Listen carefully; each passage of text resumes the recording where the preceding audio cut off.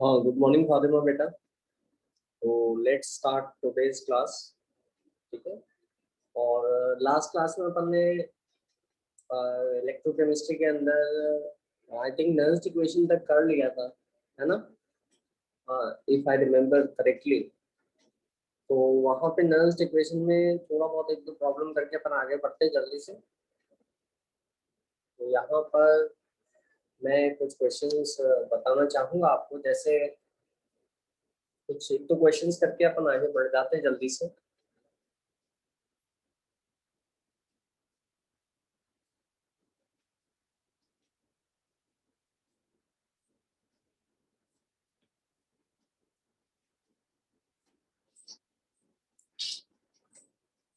Cell reaction में लिख रहा हूँ Fe2 प्लस Ag प्लस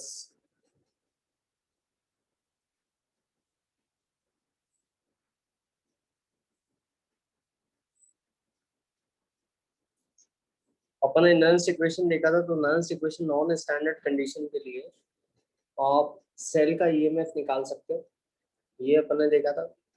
और उसी से अपन ये देख सकते हैं कॉन्सेंट्रेशन या टेम्परेचर चेंज करने से किस तरह से सेल का ईएमएफ बदलता है। ठीक है।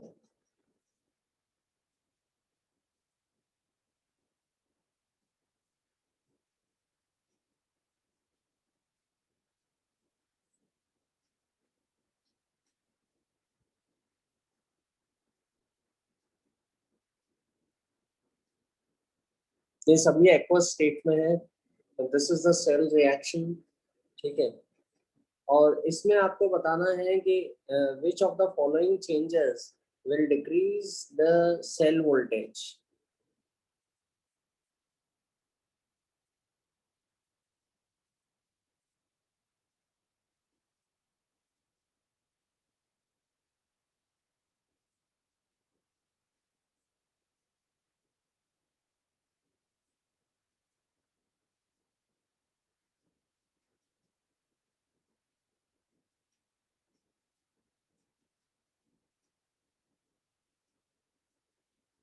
विच of the following changes will decrease the cell voltage, ये आपको बताना है। ठीक है। इसमें आपके पास तीन ऑप्शन दे रखे हैं। इन तीन ऑप्शन में से कौन सा ऑप्शन सही है ना? एक ही ऑप्शन है या दो ऑप्शन सही है या तीनों सही है, उसमें से बताना है। एक तो है आपका decrease in the concentration of Ag plus,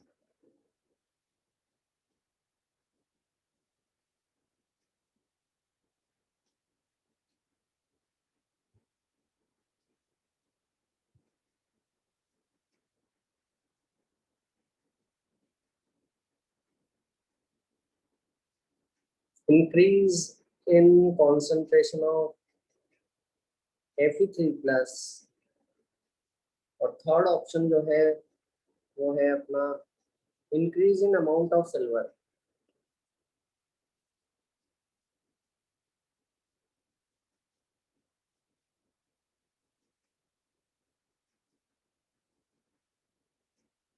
increase in amount of Ag, इसमें से किस ऑप्शन में से क्या बदलाव करने पर आपका सेल का वोल्टेज जो है डिक्रीज होगा। यहाँ पे डिक्रीज को मैं अंडरलाइन कर देता हूँ, ध्यान रखिएगा। और ऑप्शंस जो है आपको ध्यान रखने हैं। ऑप्शंस वन, ये जो है that is option one. B जो है that is option two and three. ठीक है। सी जो है वो है ऑप्शन टू, और डी जो है वो है ऑप्शन वन एंड टू। तो आई होप समझ में आ गया किस तरह से होगा, बताओ जल्दी से।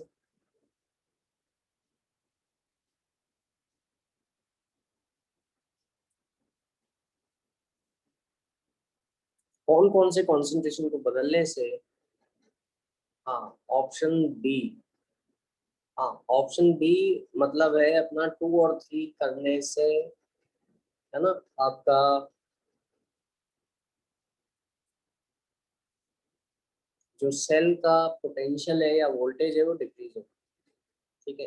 एक तो बेटा इसको नर्स इक्वेशन लिख के समझा जा सकता है। दूसरा, आप इसको बिना नर्स इक्वेशन लिखे इक्विलिब्रियम समझ के कर सकते हो। है ना, वो सारे चेंजेस जिससे रिएक्शन फॉरवर्ड डायरेक्शन में जाएगा, है ना, तो उससे सेल का ईएमएफ बढ़ जाएगा, सेल का वोल्टेज बढ़ जाएगा। वो सारे चेंजेस जिससे सेल का रिएक्शन फॉरवर्ड डायरेक्शन में जाएगा। अब सेल का रिएक्शन फॉरवर्ड डायरेक्शन में कैसे जाएगा? आयरन प्लस 2 का कंसंट्रेशन बढ़ाओगे, Ag प्लस का कंसंट्रेशन बढ़ाओगे, तो सेल रिएक्शन फॉरवर्ड डायरेक्शन में जाएगा, है ना। अच्छा, इससे कोई फर्क नहीं पड़ेगा, क्यों? क्योंकि ये तो सॉलिड है, तो ये थर्ड वाला तो नहीं होगा, ठीक है। आयरन 2 प्लस के कॉन्सेंट्रेशन को बढ़ाने से क्लियर फॉरवर्ड डायरेक्शन में जाएगा, तो सेल का वोल्टेज बढ़ जाएगा। इसमें क्वेश्चन में पूछा कि सेल का वोल्टेज कम कैसे होगा? अगर इन दोनों को आप कम करोगे और इसको ज्यादा करोगे, तो रिएक्शन पीछे की तरफ जाएगा, और पीछे की तरफ जाएगा अगर रिएक्शन, तो सेल का वोल्टेज कम होता जाएगा। जिन बदलाव से रिएक्शन फॉरवर्ड जाएगा उससे सेल का वोल्टेज बढ़ेगा, जिन चेंजेस से आपका सेल का रिएक्शन पीछे की तरफ प्रमोट होगा उससे आपका सेल का ईएमएफ कम होता चला जाएगा, है ना। तो यहाँ पर decrease in concentration of Ag plus का कंसेंट्रेशन डिक्रीज करने से आपका सेल का ईएमएफ कम होगा। बिल्कुल सही बात है, क्योंकि रिएक्शन पीछे की तरफ जाएगा, तो पीछे की तरफ जाएगा तो सेल का ईएमएफ कम होगा, ठीक है। Increase in concentration of Fe3+, अगर आप Fe3+, क्योंकि प्रोडक्ट साइड पे है, अगर आप इसका कॉन्सेंट्रेशन को बढ़ाओगे तो रिएक्शन वापस से पीछे की तरफ जाएगा, और पीछे की तरफ अगर जाएगा तो फिर से वही बात आ जाएगी कि आपका सेल का ईएमएफ कम होगा। तो अपने पास कौन कौन से ऑप्शंस हैं जिसमें सेल का ईएमएफ डिक्रीज होगा? वो है फर्स्ट ऑप्शन और सेकंड ऑप्शन, जैसे सेल का ईएमएफ कम होता जाएगा। First and second option are the correct options. तो ये डी होगा बेटा इसका आंसर, समझ आया? आप इसको ऐसे भी देख सकते थे, E is equal to E0 minus RT by NF ln लिख रहा हूं मैं यहाँ पर, Fe3+ का कॉन्सेंट्रेशन अपॉन Fe2+ का कॉन्सेंट्रेशन इनटू सिल्वर का कॉन्सेंट्रेशन, ठीक है। अच्छा, यहाँ पर अब अपन देख रहे हैं कि इसमें भी ऐसे देखिए कि अगर लॉग का टर्म बढ़ता चला जाएगा, लॉग का टर्म बढ़ेगा तो माइनस वाला टर्म बढ़ेगा, और माइनस वाला टर्म बढ़ेगा तो वो E0 में से सब्ट्रैक्ट हो रहा है, यहाँ पे माइनस का साइन है, तो ईएमएफ एक्चुअली जो आ रहा है वो कम होता जाएगा। और ये लॉग का टर्म अपना कैसे बढ़ता जाएगा, है ना। लॉग का टर्म बढ़ेगा, आपका Fe3+ को इंक्रीज करोगे, ठीक है, और इसको तो इंक्रीज करोगे, इन दोनों को डिक्रीज करोगे, डिक्रीज करने से ये जो फ्रैक्शन की वैल्यू है बढ़ती जाएगी, तो लॉग की वैल्यू बढ़ती जाएगी, माइनस ज्यादा होता जाएगा, ज्यादा माइनस हो रहा है तो ईएमएफ कम होगा। ऐसे भी आप देख सकते हो नॉइस इक्वेशन से। थोड़ा सा समय इसमें ज्यादा लगेगा, मैं चाहूंगा कि आप डायरेक्ट करना प्रेफर करें रिएक्शन को देख के। वो सारे चेंजेस जो इक्विलिब्रियम को फॉरवर्ड डायरेक्शन में लेके जाते हैं, they will increase the rate of the reaction, और वो सारे चेंजेस जो बैकवर्ड डायरेक्शन में लेके आते हैं, they will decrease the EMF of the reaction, ठीक है। आगे चलते हैं अपन, आगे अपन को रिलेशनशिप जो जिस पर सबसे ज्यादा क्वेश्चंस आते हैं, ठीक है, वो अपन को देखना है, relationship between EMF of the cell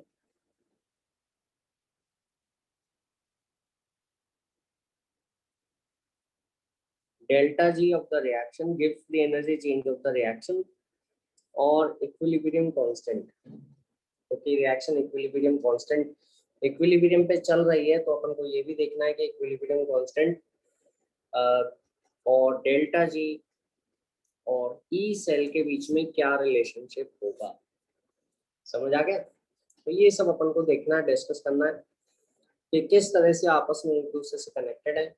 तो सबसे पहले तो मैं ये बताना चाहूंगा कि डेल्टा जी और ई सेल किस तरह से एक दूसरे से कनेक्टेड है, ठीक है। एक तो गिब्स फ्री एनर्जी चेंज जो होता है, ये बिल्कुल ऐसा ही है जैसे अपने पोटेंशियल एनर्जी चेंज रहता है, ठीक है। अगर रिएक्शन में Gibbs free energy change, reaction का गिब्स फ्री एनर्जी चेंज, ये तो प्रोग्रेस ऑफ रिएक्शन है, प्रोग्रेस ऑफ रिएक्शन, मतलब रिएक्शन आगे बढ़ता जा रहा है, ठीक है। और ये है आपका Gibbs free energy change delta G, ठीक है। तो यहाँ पर गिब्स फ्री एनर्जी चेंज है डेल्टा जी, और प्रोग्रेस ऑफ रिएक्शन है गिब्स फ्री एनर्जी ऐसे डिक्रीज होती जा रही है, फिर यहाँ पर आई और फिर यहाँ पे इंक्रीज होने लगी, ठीक है। तो जब तक, जैसे अपन फिजिक्स में पढ़ते हैं कि जब तक पोटेंशियल एनर्जी कम होती जाएगी तब तक तो बॉल नीचे मूव करती जाएगी, है ना। मान लो अगर मैं एक बॉल को यहाँ रखता हूँ तो कहाँ जाएगी, आगे ही जाएगी, है ना। क्लियर, क्यों, क्योंकि उसकी पोटेंशियल एनर्जी कम होती जा रही है। अगर मैं बॉल को यहाँ रखता हूँ तो वो ना आगे जाने वाली है ना पीछे जाने वाली है, और अगर मैं बॉल को यहाँ रखता हूँ तो वो पीछे आ जाएगी, है ना, क्योंकि आगे बढ़ने से उसकी पोटेंशियल एनर्जी बढ़ रही है। तो यहाँ से बैकवर्ड आएगी, यहाँ से फॉरवर्ड जाएगी, और यहाँ पे इक्विलिब्रियम में रहेगी।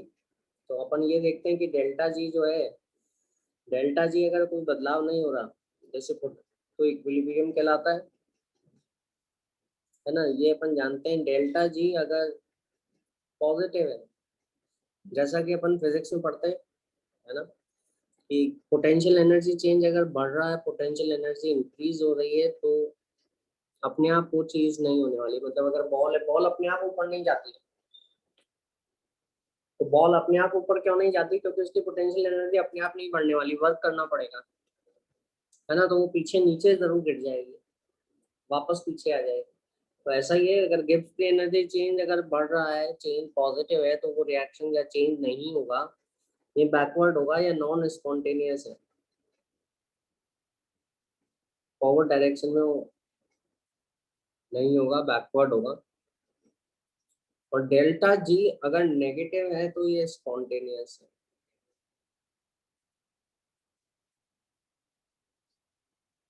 समझ आ गया, स्पॉन्टेनियस चेंज है तो मतलब फॉरवर्ड डायरेक्शन में होगा अगर गिब्स फ्री एनर्जी चेंज कम होता है तो, ठीक है। तो एक तो ये बात अपन को समझ में आती है। तो गिब्स फ्री एनर्जी चेंज एक और चीज है, नॉन एक्सपेंशन वर्क के बराबर होता है। ये नॉन एक्सपेंशन वर्क जो है, ये कोई सिस्टम, एक तो एक्सपेंशन वर्क होता है, जैसे अगर आपने स्टीम को हीट किया और पिस्टन है, मूवेबल पिस्टन है, तो पिस्टन ऊपर की ओर चला जाएगा, है ना। तो एक्चुअली जो स्टीम है वो वर्क कर रही है एक्सपैंड होकर, ठीक है। इसके सिवाय नॉन एक्सपेंशन वर्क, जो प्रेशर वॉल्यूम वर्क है वो एक्सपेंशन वर्क कहलाता है, ठीक है। जो प्रेशर, वो अपनी वो प्रेशर लगने से पिस्टन को बाहर मूव करके वॉल्यूम को धकेलने से वॉल्यूम बढ़ने से होता है ना। नॉन एक्सपेंशन वर्क आपके दूसरे तरह के वर्क होते हैं जो बिना एक्सपेंशन के हो रहे हैं, जैसे इलेक्ट्रिकल वर्क। मान लो सिस्टम में अगर इलेक्ट्रिकल एनर्जी स्टोर्ड है, ठीक है, या बॉन्ड्स के फॉर्म में एनर्जी स्टोर्ड है, इलेक्ट्रिकल एनर्जी स्टोर्ड है, कोई रेडॉक्स रिएक्शन से होने वाला वर्क, वो आपका नॉन एक्सपेंशन वर्क कहलाएगा, ठीक है। तो गिब्स फ्री, जैसे अपन अगर वर्क करते हैं, सिस्टम पे वर्क करते हैं तो उसकी पोटेंशियल एनर्जी बढ़ जाती है, ऐसा सोचो। तो अगर अपन सिस्टम पे वर्क करेंगे तो गिब्स फ्री एनर्जी इंक्रीज हो जाएगी। ये तो नॉन स्पॉन्टेनियस प्रोसेस है कि अपन को वर्क करना पड़ रहा है और गिब्स फ्री एनर्जी इंक्रीज हो रही है। स्पॉन्टेनियस प्रोसेस में क्या होगा, स्पॉन्टेनियस प्रोसेस में आपका गिब्स फ्री एनर्जी जो है वो कम हो जाएगी, और जितनी गिब्स फ्री एनर्जी कम हुई है उसके बराबर सिस्टम ने वर्क कर दिया, है ना, एक्सटर्नल वर्क। तो यहाँ पर delta G, Gibbs free energy में जो कमी आई, है ना, वो एक्चुअली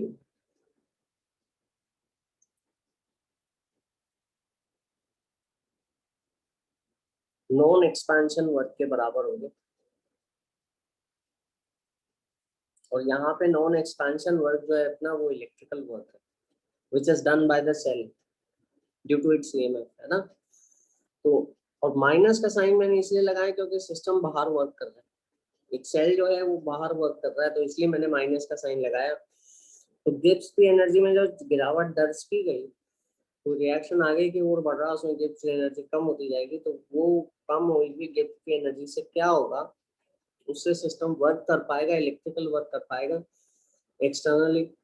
तो उससे आपका, मैं माइनस डब्ल्यू इलेक्ट्रिकल बोल रहा हूँ, क्योंकि माइनस का साइन मैंने जान करके लगाया है, क्योंकि सिस्टम वर्क कर रहा है बाहर, ठीक है। और ये इलेक्ट्रिकल वर्क क्या होता है, चार्ज इनटू वोल्टेज, ये अपन जानते ही हैं।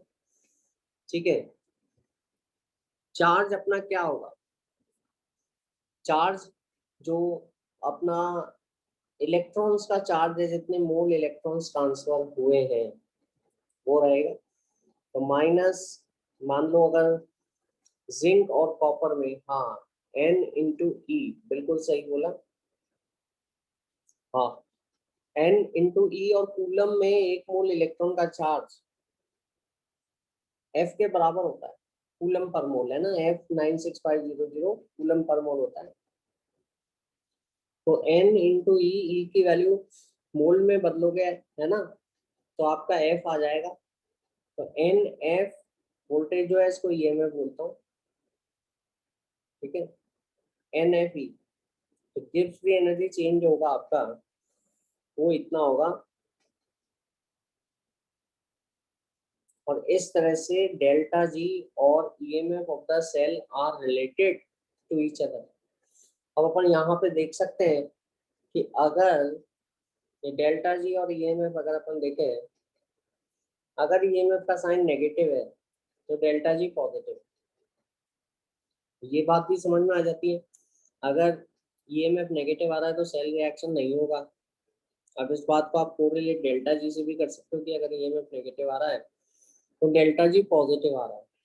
तो डेल्टा जी अगर पॉजिटिव आ रहा है तो सेल रिएक्शन नहीं होगा, नॉन स्पॉन्टेनियस है। इसी तरह से अगर आप यहाँ देखेंगे कि डेल्टा जी की अगर ईएमएफ पॉजिटिव है, सेल का ईएमएफ पॉजिटिव है ना, तो सेल का ईएमएफ पॉजिटिव है तो मतलब सेल रिएक्शन होना चाहिए। और यहाँ पे अगर अपन सेल का ईएमएफ पॉजिटिव वैल्यू रखेंगे तो डेल्टा जी नेगेटिव आएगा, which again indicate the cell the reaction is spontaneous और होना चाहिए। ठीक है, अगर आपका ईएमएफ जीरो हो जाता है ना, ईएमएफ जीरो हो जाता है तो इसका क्या मतलब निकला, डेल्टा जी जीरो हो गया। और इसका क्या मतलब निकला, delta G zero EMF zero, इसका मतलब इक्विलिब्रियम आ गया, है ना। जैसे यहाँ पे कोई बदलाव नहीं होगा पोटेंशियल एनर्जी में, अगर बॉल यहाँ रखते हैं तो गिब्स फ्री एनर्जी चेंज में मतलब रिएक्शन यहाँ पे आ गया है, मतलब वो दोनों तरफ बराबर रेट से होगा। तो मतलब net, there is no net movement in any particular direction. तो आई होप ये समझ में आ गया सभी को, क्लियर। तो ये delta G is equal to minus N F E, ठीक है। तो ये तो अपना रिलेशनशिप हो गया डेल्टा जी में और ई सेल में। और अपन को ये भी समझ में आ गया, दोनों बातों से कोरिलेट हो गया कि अपना सिस्टम कितना वर्क कर सकता है, इलेक्ट्रिकल वर्क क्या है, ये सारी बातें अपन को समझ में आ गई। ठीक है, अब अपन इसमें ये अपन ने रिलेशनशिप देख लिया, अब अपन इक्विलिब्रियम कांस्टेंट में भी रिलेशनशिप निकालेंगे, किस तरह से अपन इसको इक्विलिब्रियम कांस्टेंट से कनेक्ट करके देख सकते हैं। सेल जब तक वर्क करेगा जब तक कि उसका इक्विलिब्रियम अटेन नहीं हुआ, एक बार इक्विलिब्रियम अटेन हो गया तो फिर उसके रिएक्शन करने की जो टेंडेंसी है वो नहीं रहेगी और सेल का ईएमएफ भी नहीं आ पाएगा, जीरो हो जाएगा, है ना। तो फ्री फ्री एनर्जी चेंज अपन ने डेल्टा जी और ई सेल के बीच में रिलेशनशिप देख लिया। Delta G is equal to minus N F E cell, ठीक है। अब डेल्टा जी और के बीच में अपन को कैसे रिलेशनशिप निकालना है वो अपन देखेंगे। अपन ने ये देखा था कि एक तो गिब्स फ्री एनर्जी चेंज किसी भी रिएक्शन के लिए, किसी भी प्रोसेस के लिए इस तरह से होता है, delta G is equal to, ये standard Gibbs free energy change है, delta G not plus R T L N Q, ठीक है। R T L N Q, Q reaction quotient है जो कि के जैसा टर्म होता है, लेकिन के तो जब आता है जब उसके कंसंट्रेशन इक्विलिब्रियम पे पहुंच जाते हैं, उसी में जब कंसंट्रेशन को इक्विलिब्रियम पे रखोगे तो के आ जाएगा, है ना। यहाँ पे ये रहेगा। अब यहाँ पे अपन रखें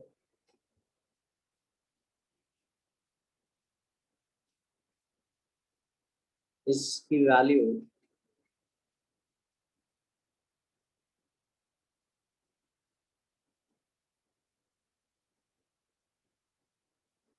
ई नॉट स्टैंडर्ड कंडीशन में। तो इससे अपन ने नर्स्ट इक्वेशन डिराइव की थी। नर्स्ट इक्वेशन में अपन ने देखा था किसी भी टेम्परेचर में ईएमएफ होता है सेल के इस तरह से जुड़ा है ई नॉट सेल से, ठीक है। इक्विलिब्रियम जब आ जाएगा तब क्या होगा, तो एट इक्विलिब्रियम सेल काम करना बंद कर देता है, ई सेल हो जाता है 0, ठीक है। और इक्विलिब्रियम पे जो एक्सप्रेशन है क्यू का वो के बराबर आ जाता है, मतलब क्यू और के एक्सप्रेशन तो सेम ही होते हैं, वैल्यू दोनों की बराबर आ जाती है, क्योंकि इक्विलिब्रियम पे क्यू इक्वल टू के, ठीक है। तो अपन यहाँ पे ये भी देख सकते हैं कि यहाँ पे अपन ने ये रखा, ये ऊपर वैल्यूज रखी तो 0 हो गया, तो ये आ गया -0 is equal to minus NF E0 plus RT ln के, ठीक है। क्यू को मैंने के रख दिया, बस इससे सब आ गया अपने पास। ln of K is equal to NF E0 by RT, समझ में आ गया। और या फिर अपन ऐसे देखें, log of K is equal to NF E0 by 2.303, ठीक है। लॉक कर दिया मैंने इसको, तो 2.303 लगाता हूँ, नीचे भेज दिया। अब उसमें क्या है यहाँ पर, इसको ये इसका बेस तो ई है और इसका बेस 10 है, लॉग का बेस 10 होता है, तो इसका क्या मतलब हुआ कि ई की power k is equal to e to the power NF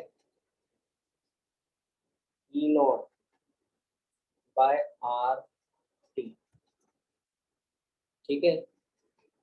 reaction का जो इक्विलिब्रियम कांस्टेंट है वो ये होगा NF E0 बाय RT। और यहाँ पर इसको ऐसे भी लिख सकते हो, k इज इक्वल टू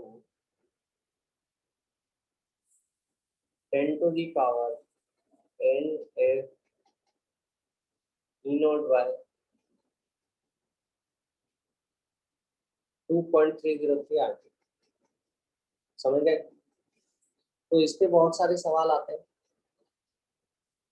कि किस तरह से EMF of the cell is linked to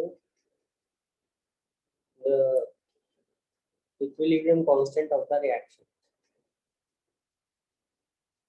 आपको या तो अगर के ये रखा है इक्विलिब्रियम कांस्टेंट, तो आप इससे ये निकाल सकते हो, ये तो ईएमएफ से के निकालना हुआ, ये दोनों फॉर्मूले तो तब काम में लोगे जब ईएमएफ दे रखा है और के निकालना है।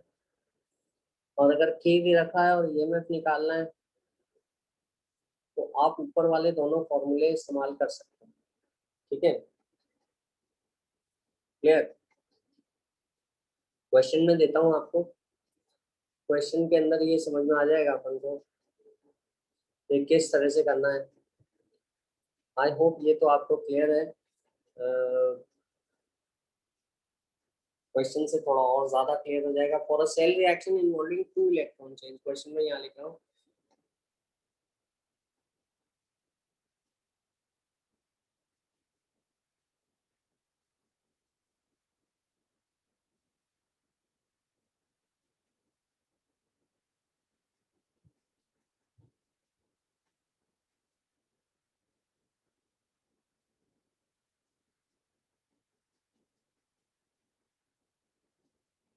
टू इलेक्ट्रॉन चेंज का मतलब हुआ है जैसे अपन कॉपर और जिंक में रिएक्शन करते हैं, तो कॉपर जिंक अपने 2 इलेक्ट्रॉन कॉपर को दे देता है, तो 2 इलेक्ट्रॉन चेंज हुआ है। For a cell reaction involving 2 electron change the standard EMF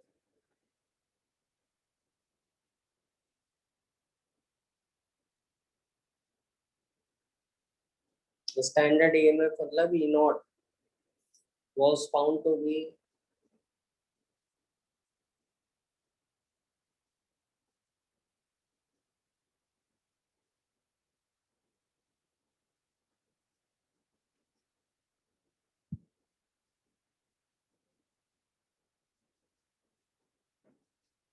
0.295 at 25 degree Celsius.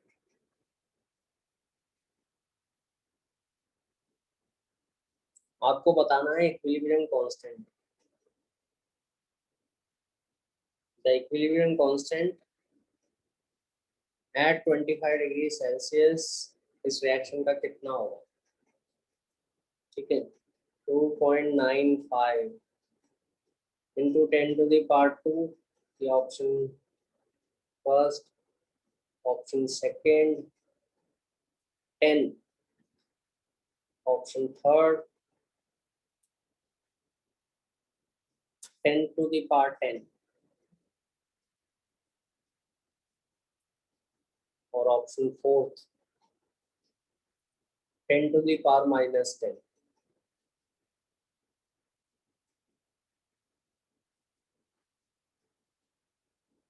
समझ में आ गया?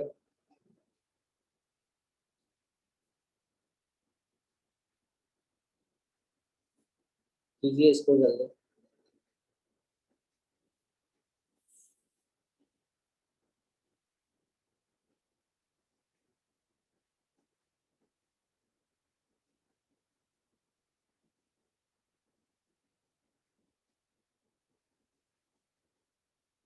कितना आंसर आ रहा है?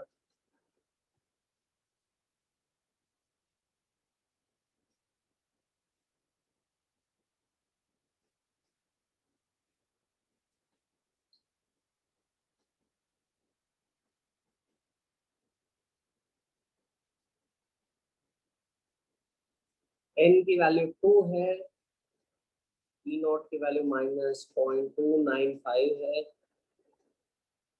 टेम्परेचर 298 है।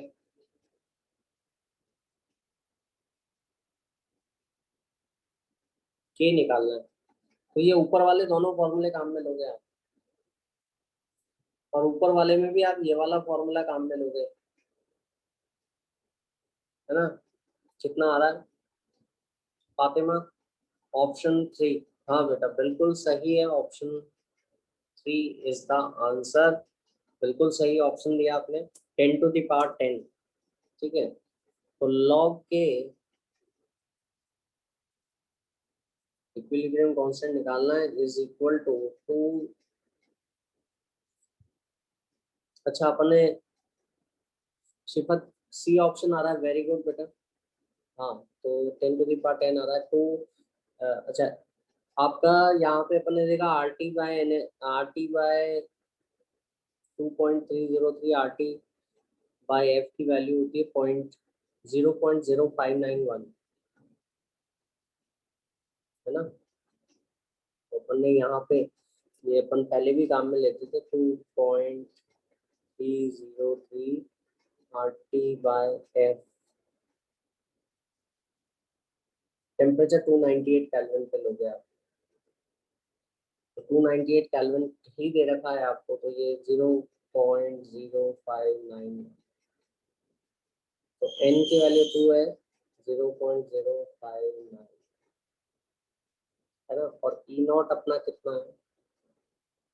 0.295। ठीक है, तो ये अपना कितना आ गया? 5 टू 10,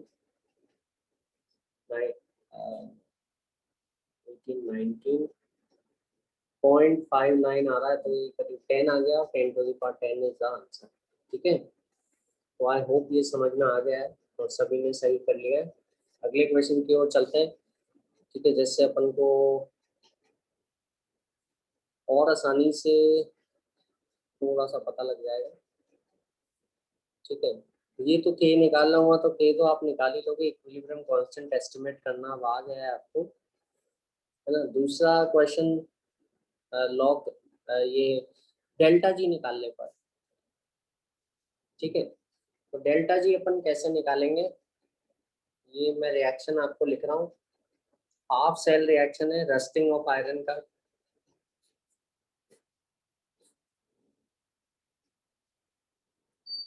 रस्टिंग ऑफ आयरन का 2H प्लस +2 इलेक्ट्रॉन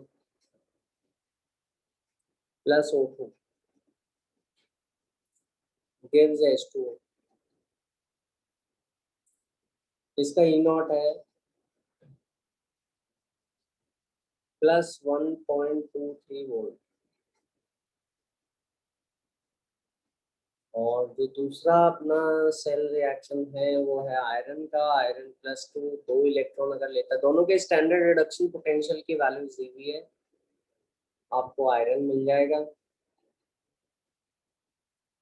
ई नोट का वैल्यू आएगा -0.44 वोल्ट्स। ठीक है, इसके लिए आपको ये दे रखे हैं, रिएक्शन आपके दिए हुए हैं। क्वेश्चन आपसे पूछा गया है कि calculate delta G not for the net process.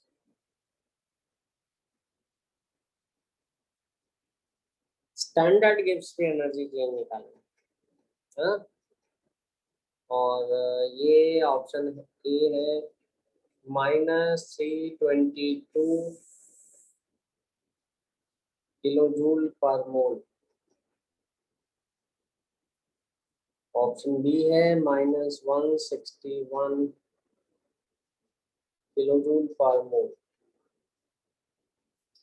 Option C है -152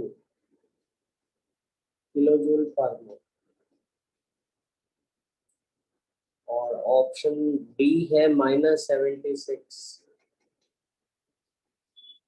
ऑप्शन डी है -76 किलोजूल पर मोल।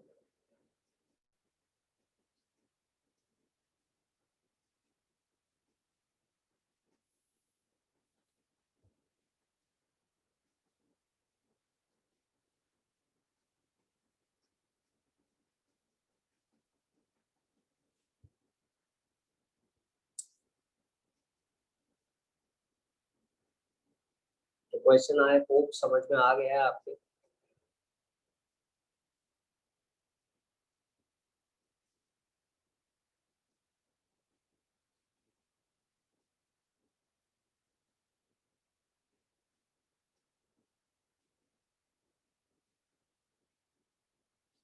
स्टैंडर्ड गिब्स की एनर्जी चेंज निकालना है। हाफ रिएक्शंस का आपको ईएमएफ दिया हुआ है।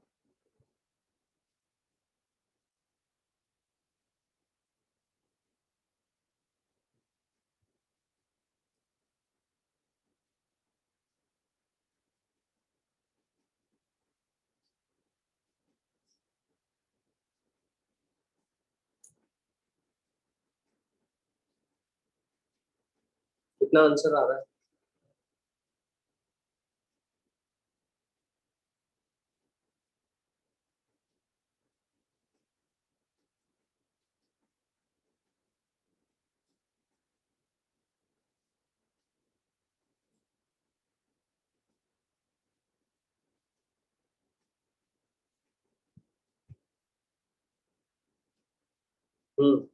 जल्दी से बताएं।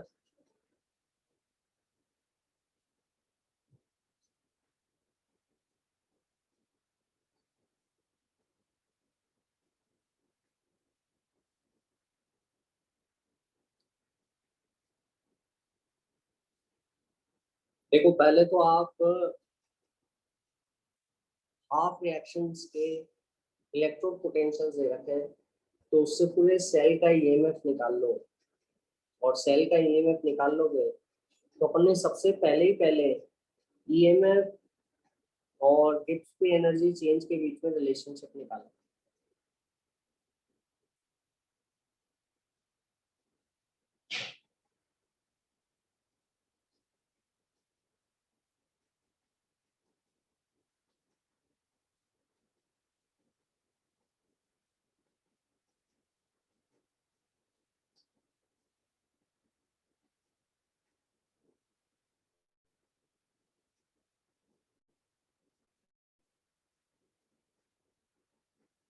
कितना आंसर आ रहा है?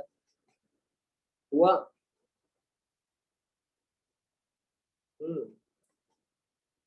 फातिमा, शिफा, जल्दी बताओ बेटा। हाँ, ऑप्शन बी। शिफा, बी आंसर नहीं है, आंसर है ऑप्शन ए। देखो रिएक्शन क्या होगा, किसका इलेक्ट्रॉन लेने की टेंडेंसी ज्यादा है, ऑक्सीजन की ज्यादा है, आयरन की ज्यादा नहीं है, तो आयरन तो देगा। और E cell, E naught cell is equal to standard reduction potential of the cathode minus standard reduction potential of anode. ठीक है, रिडक्शन पोटेंशियल के टर्म में जो ये दे रखे हैं दोनों रिडक्शन पोटेंशियल, ये कैथोड की तरह कौन काम करेगा, ऑक्सीजन। तो 1.23 आपका सी आया है फातिमा, देखते हैं, चेक करते हैं क्या है। 1.23, ठीक है, ये तो स्टैंडर्ड रिडक्शन पोटेंशियल है ऑक्सीजन का, minus standard reduction potential of the anode. Anode iron बनेगा, माइनस 0.44 वोल्ट। ठीक है, तो ये कितना हुआ, प्लस 1.23 प्लस 0.44 वोल्ट्स, तो ये आया करीब 1.67 वोल्ट। ठीक है, इस बात से एग्री कर रहे हैं आप सभी लोग। यहाँ पे EMF, standard EMF of the cell कितना आएगा, 1.67 वोल्ट। ठीक है, अब अपन स्टैंडर्ड गिब्स की एनर्जी चेंज जो होता है वो इलेक्ट्रिकल वर्क के बराबर होगा, जो कि होगा minus N into F into E naught cell.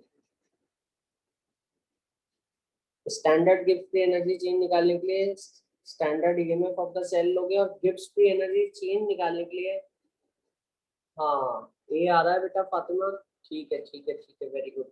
यहाँ पे इलेक्ट्रॉन अपने कितने हैं, इलेक्ट्रॉन तो दो है, into 96500 into 1.67, 1.67 one whole number 2/3 लिख सकते हो, है ना। और यहाँ पे इसको सॉर्ट आउट कर सकते हैं, तो आंसर होगा आपका ए। तो I hope that is clear to everyone. ठीक है, शिफत समझ में आ गया बेटा, आया कि नहीं आया समझ में। तो आई होप आप वो कर लेंगे। हाँ, ठीक है, तो नेक्स्ट चलते हैं अपन नेक्स्ट टॉपिक पे। नेक्स्ट है अपना इलेक्ट्रोलिसिस। इलेक्ट्रोलिसिस जो होगा इसमें नॉन या इलेक्ट्रोलिसिस है electrolytic cell. Electrolysis electrolytic cell में किया जाता है।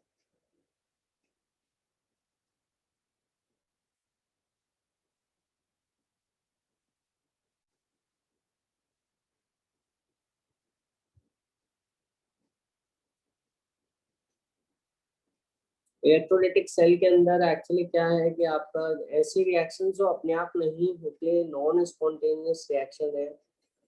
जैसे ये पेंसिल है, ये अपने आप ऊपर नहीं जाएगी, लेकिन अगर मैं इसको ड्रॉप करता हूँ तो नीचे तो गिर जाएगी। तो नीचे गिरना स्पॉन्टेनियस है, क्योंकि इसकी पोटेंशियल एनर्जी लगातार कम होती जा रही है, इसका डेल्टा पोटेंशियल एनर्जी नेगेटिव है।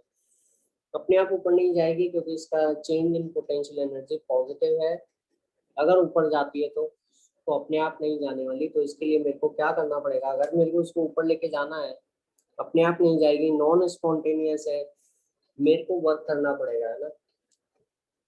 ऐसे ही आपका chemical reactions में the chemical reaction which will not occur on their own or which are non-spontaneous because their delta G is positive, there we have to do some work on them. ठीक है, अपन electrical work करेंगे तो वो reaction होने लगे।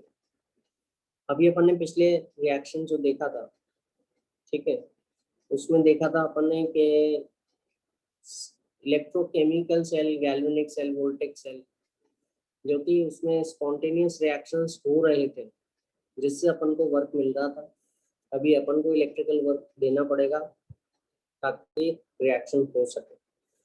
तो electrolysis के अंदर डेल्टा जी जो होता है रिएक्शंस का पॉजिटिव होता है, ठीक है। इसमें एनोड पे ऑक्सीडेशन होता है लेकिन कैथोड पे रिडक्शन होता है। ये बात तो वही है जो इलेक्ट्रोकेमिकल सेल में भी साइन बदल जाते हैं, एनोड यहाँ पे पॉजिटिव होता है, कैथोड नेगेटिव होता है, ठीक है। डेल्टा जी पॉजिटिव होता है, अपन को वर्क करना पड़ेगा तभी ये रिएक्शन संभव होगा। फॉर एग्जाम्पल अगर आप यहाँ देखोगे कि NaCl को अगर वाटर में डालते हो तो क्या होता है, डिसोल्यूशन हो जाता है। वो तो अपन को मालूम ही है, कोई रिएक्शन नया बनता है, कोई केमिकल रिएक्शन नया नहीं होता है ना, क्योंकि अगर आप वाटर को इवेपोरेट कर दोगे तो वापस से आपके पास नमक आ जाता है। और इसी तरह से नमक बनाया जाता है अपने सलाइन वाटर से, सी वाटर को इवेपोरेट करके, पता ही है आप लोगों को, केमिकल चेंज नहीं होता। NaCl आप वाटर में डालते हो तो क्या आप उम्मीद करते हो कि सोडियम हाइड्रोक्साइड और हाइड्रोजन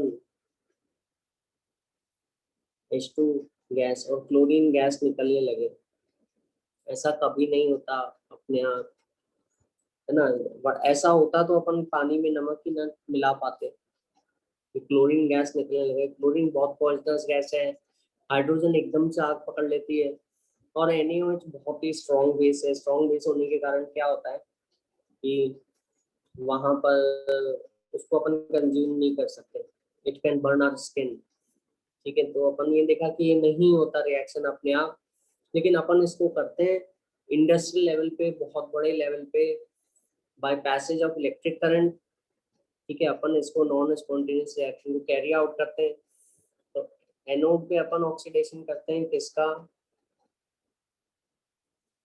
जो आसानी से ऑक्सीडाइज हो जाए, Cl- ऑक्सीडाइज हो जाता है, क्लोरीन बन जाता है और इलेक्ट्रॉन,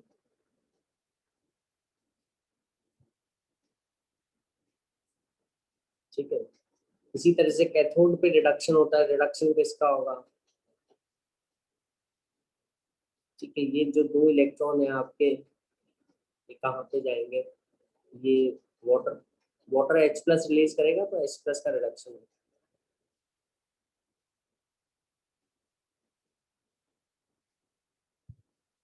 तो वहां पे H2 गैस निकलेगी,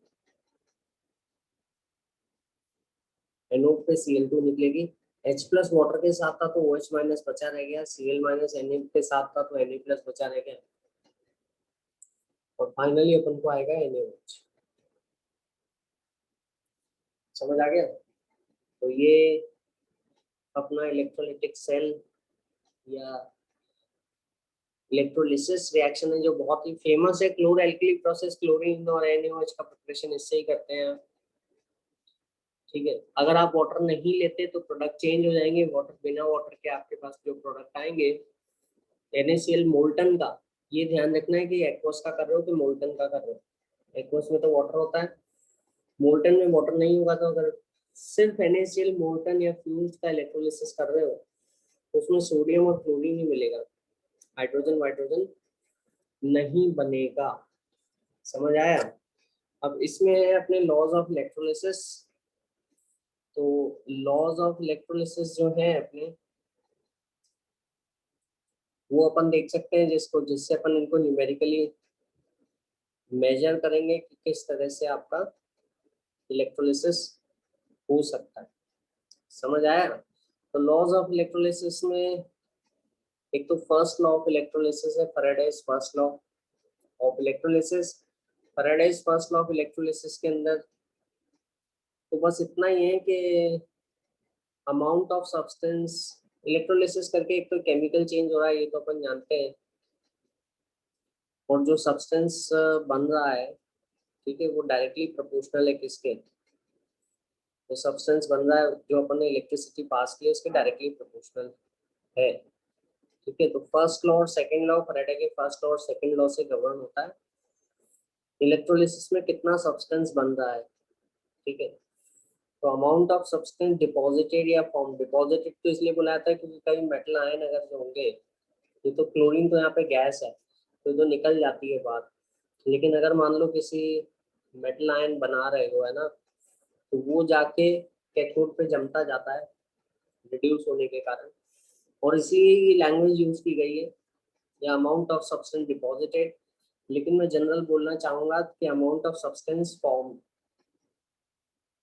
ठीक है, will be directly proportional to the amount of electricity passed through the electrolyte. ये है फर्स्ट लॉ, समझ आ गया? ये फर्स्ट लॉ है, फैराडेज फर्स्ट लॉ, जिससे अपन मेजर कर सकते हैं कितना इलेक्ट्रिसिटी पास करनी है, कितना टाइम देना है, कितना चार्ज पास करना है, जिससे आपका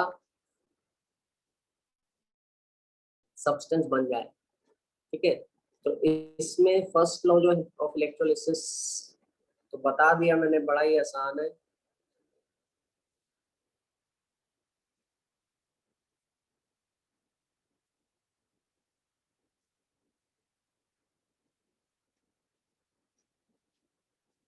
अमाउंट ऑफ सब्सटेंस फॉर्म्ड या deposited, mass of the amount of substance deposited is directly proportional to the charge। Charge को आप ऐसे लिख सकते हो, W is directly proportional to current into time।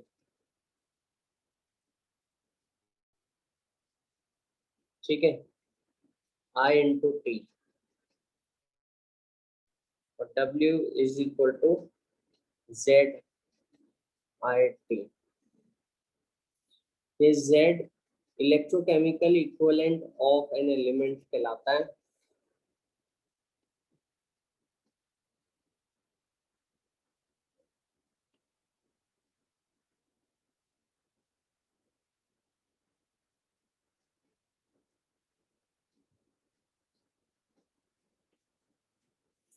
ठीक है, और ये वो वाला मास है जो आपका एक कूलम, मतलब एक एम्पियर पर सेकंड अमाउंट पास करने पे जो डिपॉजिट हुआ, ये Z वो वाला मास है।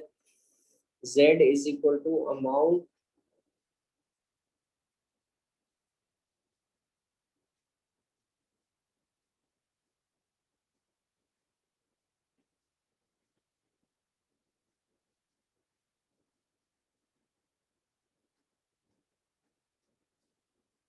Bye passing 1 coulomb of charge. ठीक है, Z तो ये क्लियर। तो एक कूलम में कितना डिपॉजिट हुआ, और मान लो अगर Q कूलम पास करते हैं तो कितना डिपॉजिट हुआ, एक कूलम से Z हुआ तो Q से Z इंटू Q, Q को IT लिख दिया अपन ने, इस तरह से आया। दूसरा जो लॉ है आपका फैराडे का है, तो फर्स्ट लॉ होगा।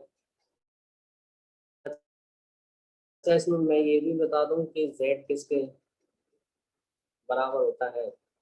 Z होता है अमाउंट के बाद, ओके फातिमा बेटा,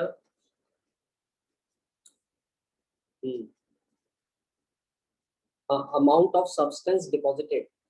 Z क्या है, electrochemical equivalent of an element है, और Z है amount of substance deposited bye passing 1 coulomb charge.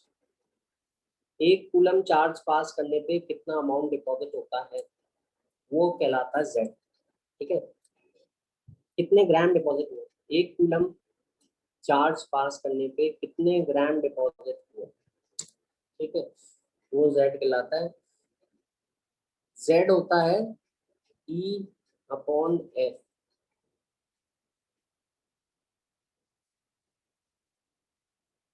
E होता है इक्विवेलेंट वेट,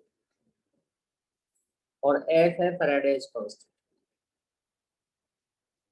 ठीक है, इक्विवेलेंट वेट, इक्विवेलेंट वेट जो होता है मॉलिक्यूलर वेट अपॉन चार्ज के बराबर होगा। ठीक है, जैसे मान लीजिए, इसको मैं वैसे एक्सप्लेन कर देता हूँ। कॉपर +2 है, अगर कॉपर का मास कितना है, molecular weight is equal to 63.5 gram per mole. ये तो मोलर मास हो गया, ठीक है। इक्विवेलेंट मास कितना हुआ? इक्विवेलेंट मास हुआ 63.50/2, क्योंकि इसका चार्ज 2 है, इसको 2 इलेक्ट्रॉन चाहिए। और ये कितना हुआ? 30, 2 3 6, 2 1 2, 31.75। उस 7 का हाँ, इतना हुआ। कॉपर का इक्विवेलेंट मास हुआ 31.75। तो कॉपर का जो Z है कितना हुआ? 31.5। समझ आ गया? Z is equal to equivalent mass upon 96500। समझ आया? तो 1 कूलम चार्ज पास करने पे कितने ग्राम डिपॉजिट होगा? 31.5 डिवाइडेड बाय 9650। समझ आया? ये इलेक्ट्रोकेमिकल इक्विवेलेंट ये ग्राम में आएगी, इसकी पूरी यूनिट तो ग्राम में आएगी, ग्राम पर कूलम, है ना। कितने ग्राम डिपॉजिट हुआ पर कूलम? और वो आईटी इसको जब चार्ज से मल्टीप्लाई करोगे तो वो कूलम में होगा, कूलम से कूलम कैंसिल हो जाएगा, तो आपको टोटल अमाउंट ऑफ सब्सटेंस मिल जाएगा। दूसरी चीज जो आती है वो आती है आपकी सेकंड लॉ। सेकंड लॉ ये कहता है कि जब आप सेम करंट 2 या 3 इलेक्ट्रोलाइटिक सेल में से गुजार रहे हैं जो आपके सीक्वेंस में कनेक्टेड है, सीरीज में, मतलब सीरीज में कनेक्ट होने का मतलब सेम अमाउंट ऑफ चार्ज उनमें से पास होगा, एक के बाद एक के बाद एक कनेक्टेड है, ठीक है। तो जो अमाउंट डिपॉजिट होगा वो उनके इक्विवेलेंट मास के प्रोपोर्शनल होगा, ठीक है। तो ये भी बड़ा सिंपल है। या अगर आपके पास इलेक्ट्रोलाइटिक सेल है 3, जैसे यहाँ पर तो आपने लगा दिया AgNO3,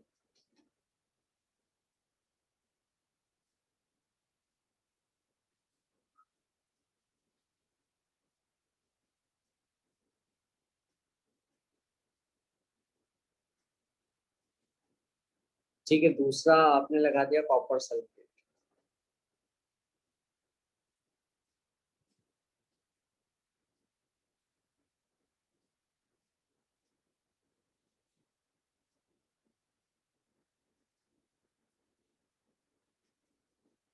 ठीक है। तीसरा आपने लगा दिया एल्यूमिनियम नाइट्रेट।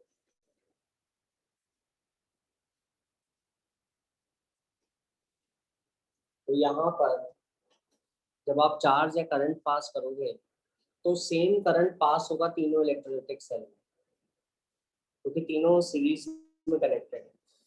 एक ही चार्ज तीनों सेल में से गुजरेगा और यहाँ पर जो आपका सिल्वर डिपॉजिट होगा या जो कॉपर डिपॉजिट होगा या जो एल्यूमिनियम डिपॉजिट होगा, ठीक है। तो यहाँ पे Q सेम है, W1 is equal to E/F into IT को मैं क्यों लिख रहा हूँ? E/F इसका सिल्वर का equivalent weight bye F। W2 क्या होगा? E इक्विवेलेंट वेट कॉपर का बाय F, IT या चार्ज लिख रहा हूँ। W3 क्या होगा? W3 होगा E/F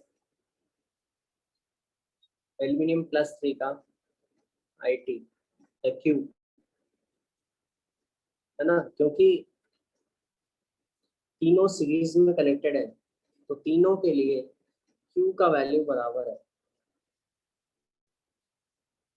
F तो कांस्टेंट है ही। तो अपन को ये समझ में आ रहा है कि जो वेट है वो प्रोपोर्शनल है किसके? इनके इक्विवेलेंट मासेस के। यही रह गया। when three cells are connected in series, the amount of charge passed, ठीक है, the amount of charge passed will be same, and the mass of the substance deposited will be directly proportional to their equivalent masses. ठीक है, ये second law. तो ये दो law बड़े basic से, इससे अपने सारे सवाल हो जाएंगे, बहुत इजी है। क्वेश्चंस अपन करते हैं जल्दी से, और उससे अपन को समझ में आ जाएगा। सबसे पहला question, what is the electrochemical equivalent? Z की वैल्यू बतानी है इन ग्राम पर कूलम ऑफ सिल्वर।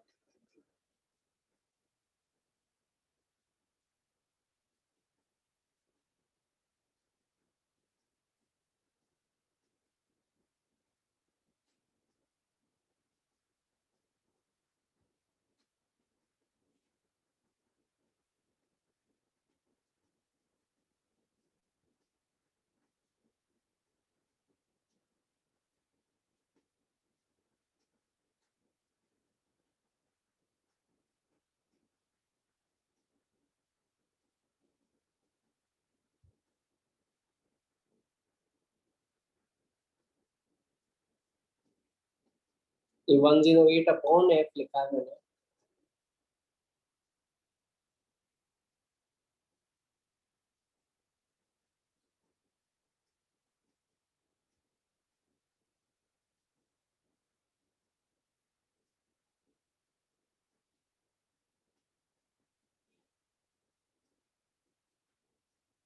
हाँ जल्दी से बताइए, तो कुछ करने की जरूरत ही नहीं है इसमें, तो बस देखते ही आंसर आ जाए,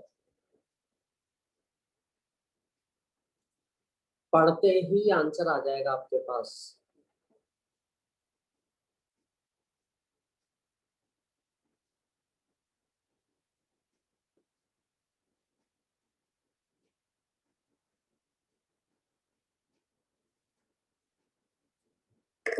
इलेक्ट्रोकेमिकल इक्विवेलेंट सिल्वर का कितना है?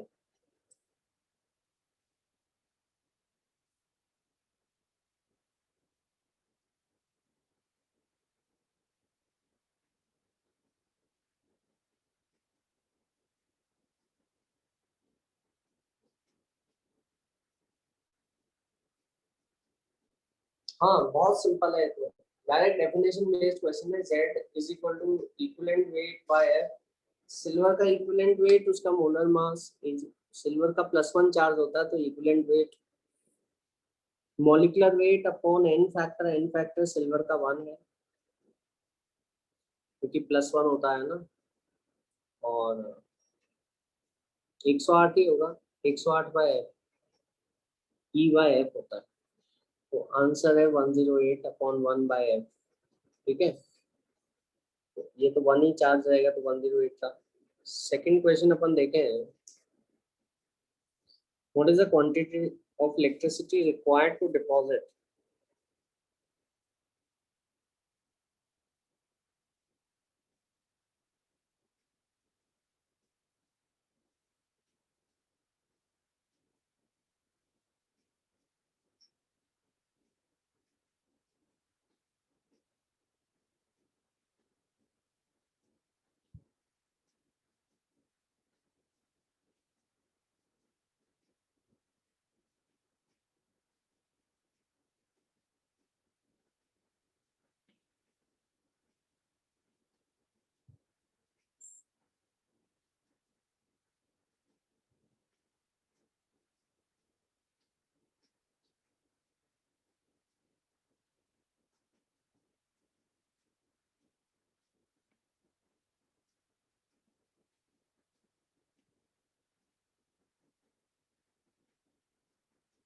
कूलम में बताना है आपको।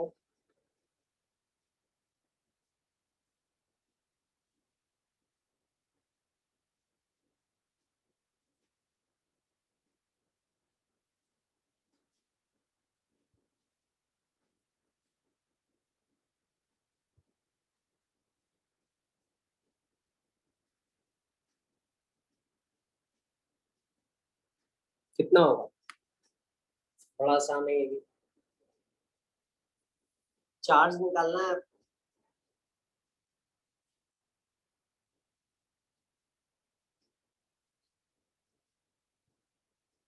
जल्दी बताओ।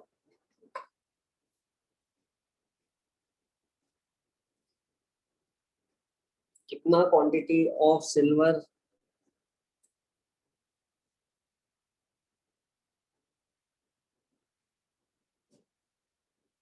डिपॉजिट होगा? अपन ने 250 ml, मतलब कितना क्वांटिटी ऑफ इलेक्ट्रिसिटी रिक्वायर्ड है?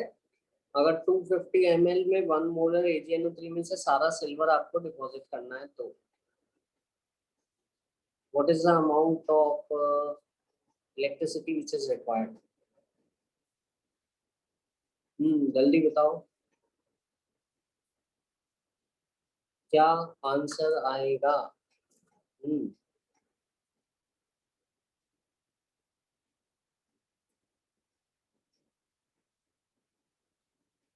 हुआ?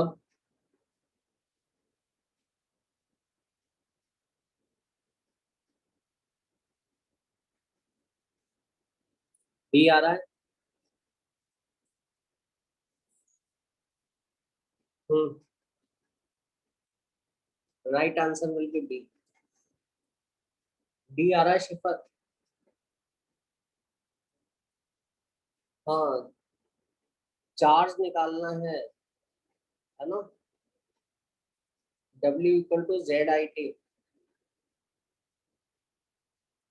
Quantity of electricity required in coulombs. I T निकालना है, क्यों? Q is equal to W by Z.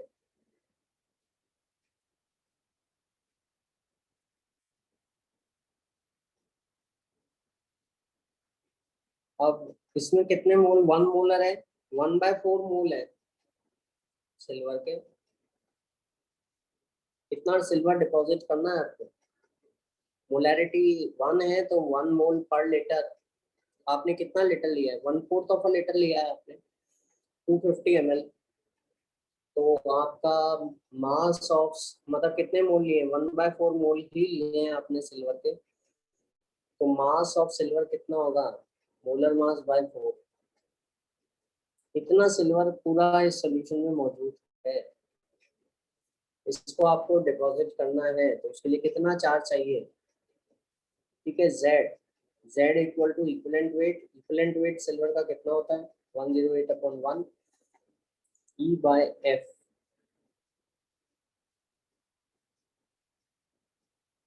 समझ में आ गया?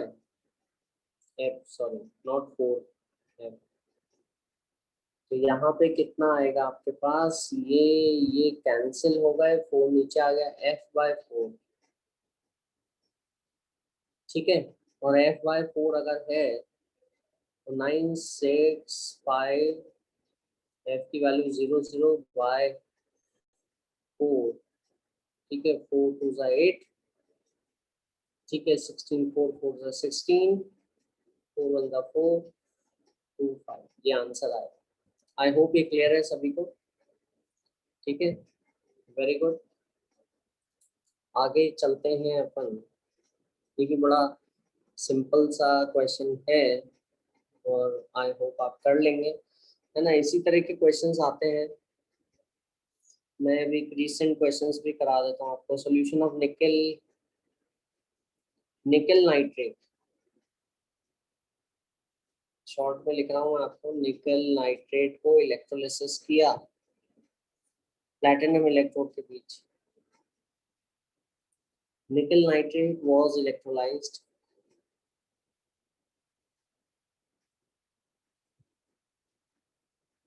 Using,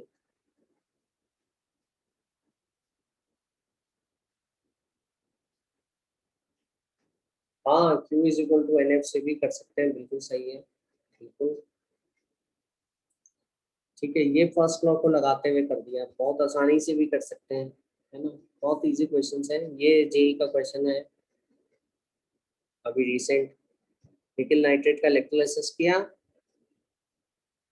using 0.1 F। ठीक है, 0.1 F इलेक्ट्रिसिटी।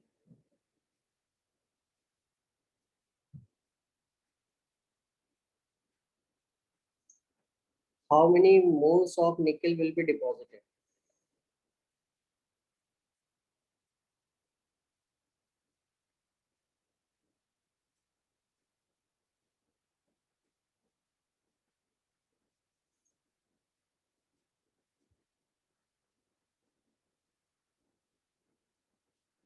बड़ा आसान है, अगर आप चाहें तो वैसे भी कर सकते हैं, ओरली भी कर सकते हैं। 0.2 है, 0.05 है ऑप्शन, 0.1 है अगला ऑप्शन, और 0.15 है। कितने मोल निकल के डिपॉजिट होंगे अगर निकल नाइट्रेट सॉल्यूशन को इलेक्ट्रोलाइज किया अपन ने 0.1 फैरेड इलेक्ट्रिसिटी पास करके, और कुछ भी नहीं दे रखा सवाल में।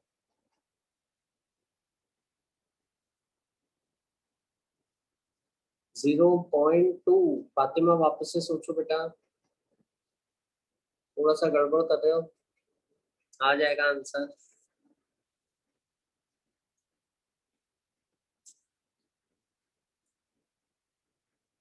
क्या होगा आंसर, जल्दी बताओ।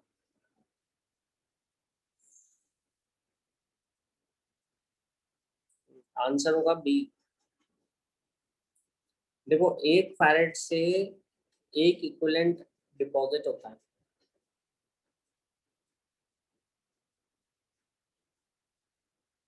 समझ आया? एक फैरेड मतलब एक मोल, या आप ऐसे सोचो कि अगर एक 1 एफ, 1 एफ का मतलब एक मोल इलेक्ट्रॉन का चार्ज, एक मोल इलेक्ट्रॉन का चार्ज एक एफ के बराबर होता है। देख लो आप, 1.6 इंटू 10⁻⁻19 करो और उसको आप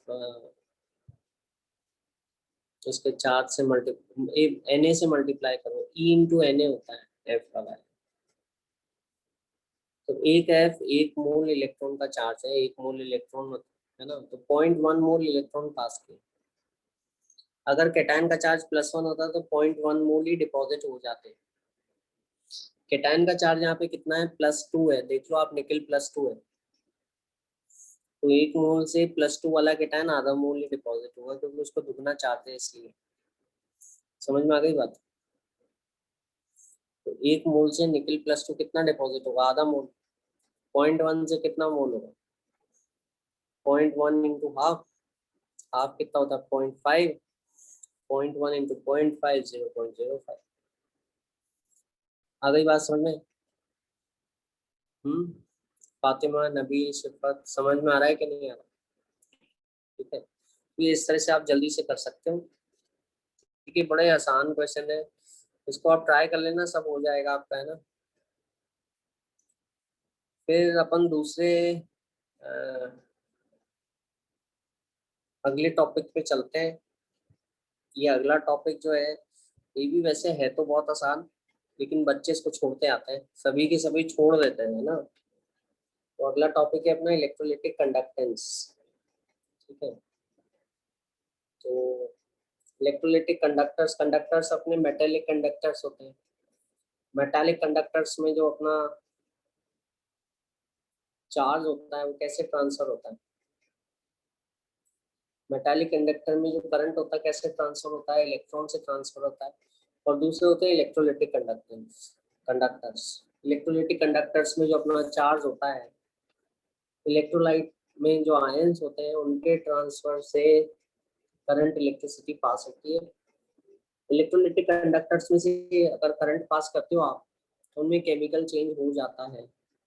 जैसे कि अभी अपन ने NaCl सॉल्यूशन एक्वस में देखा कि अगर आप उसमें से करंट, इलेक्ट्रिसिटी पास कर रहे हो, तो वहां पे क्लोरीन बन जाएगा, हाइड्रोजन बन जाएगा, NaOH बन जाएगा, केमिकल चेंज हो जाता है ना। ये तो चलो अलग बात हुई, केमिकल चेंज में कितना चेंज हुआ, कितना mass of the substance deposit हुआ, इसको जानने के लिए अपन ने दो लॉ ऑफ इलेक्ट्रोलिसिस पढ़े, Faraday's first law, Faraday's second law.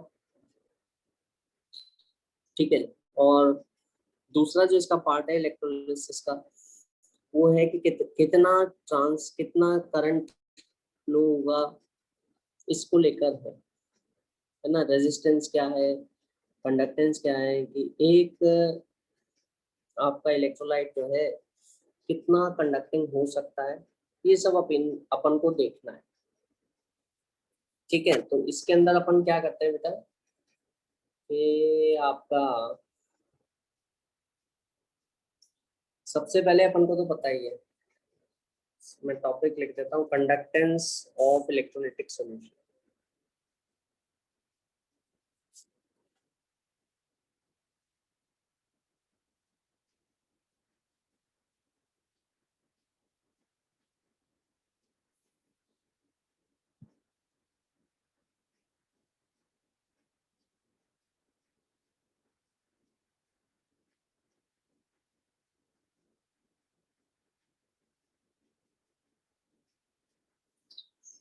Conductance of electrolytic solutions में क्या होगा, अपन ने देखा कि ये तो पता ही है, R equal to rho L by A.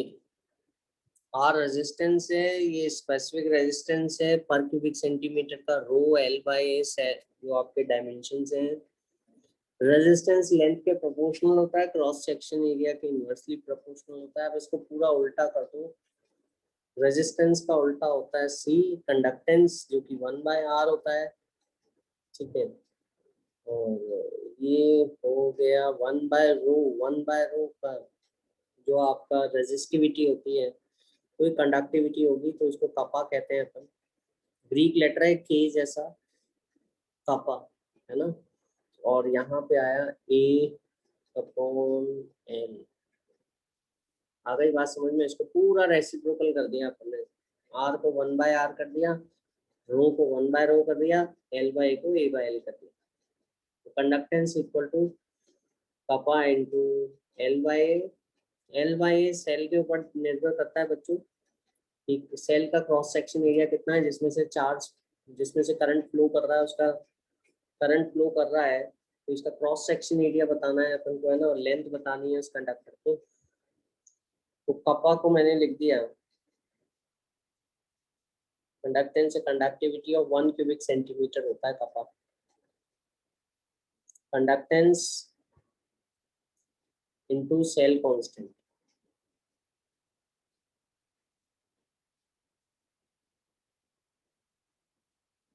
L by cell constant. तो kappa is equal to conductance into cell constant. ये सेल कांस्टेंट है, ये कंडक्टेंस है, ये कपा है, कपा कंडक्टिविटी है। ठीक है, of 1 cubic centimetre of an electrolyte. ठीक है, समझ आ गया। या स्पेसिफिक कंडक्टेंस भी कह सकते हैं उसको। स्पेसिफिक कंडक्टेंस मतलब आपका पर क्यूबिक सेंटीमीटर। अब इनकी यूनिट देख लें अपन। इसकी सी की यूनिट तो होगी 1/r, 1/ओम, है ना। ये 1/ओम होता है, तो पर ओम या मो, उल्टा कर दो स्पेलिंग को, ओ एच एम को एम एच ओ। ये साइमंस जो दूसरी यूनिट है। और सेल कांस्टेंट की यूनिट हो गई लेंथ अपॉन एरिया, तो सेंटीमीटर अपॉन सेंटीमीटर स्क्वायर। मैं जान करके नॉन स्टैंडर्ड यूनिट्स में बोल रहा हूँ। स्टैंडर्ड यूनिट मीटर है, मीटर बहुत बड़ा हो जाता है तो इसलिए मैंने मीटर में बात नहीं की। पर सेंटीमीटर है, मो पर सेंटीमीटर, पर ओम, पर सीएम। समझ आ गया। ये तो इसकी यूनिट है, ये पर सेंटीमीटर इसकी यूनिट है, तो ये पूरी यूनिट किसकी हो गई, ये पूरी यूनिट कपा की हो गई है। पर ओम पर सेंटीमीटर कपा की ये यूनिट। समझ आ गया। स्पेसिफिक कंडक्टेंस में अपन ने अपने आप को बांध रखा है। कहाँ बांध रखा है अपन ने सिर्फ अपने आप को, अपन को इलेक्ट्रोलाइट चाहे कितना भी हो, मेरे को तो 1 क्यूबिक सेंटीमीटर, 1 क्यूबिक सेंटीमीटर मतलब एक क्रॉस सेक्शन, 1 सेंटीमीटर का क्रॉस सेक्शन का एरिया हो, 1 सेंटीमीटर इसकी लेंथ हो।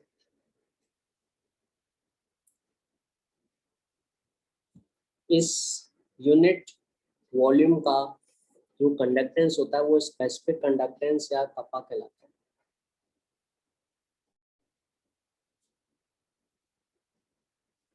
ये समझ में आया? Clear? Kappa is equal to conductance into cell constant. ये ध्यान रखना है, छोटे मोटे सवाल इस पे आ सकते हैं। डाइल्यूशन करने पे कपा डिक्रीज होता है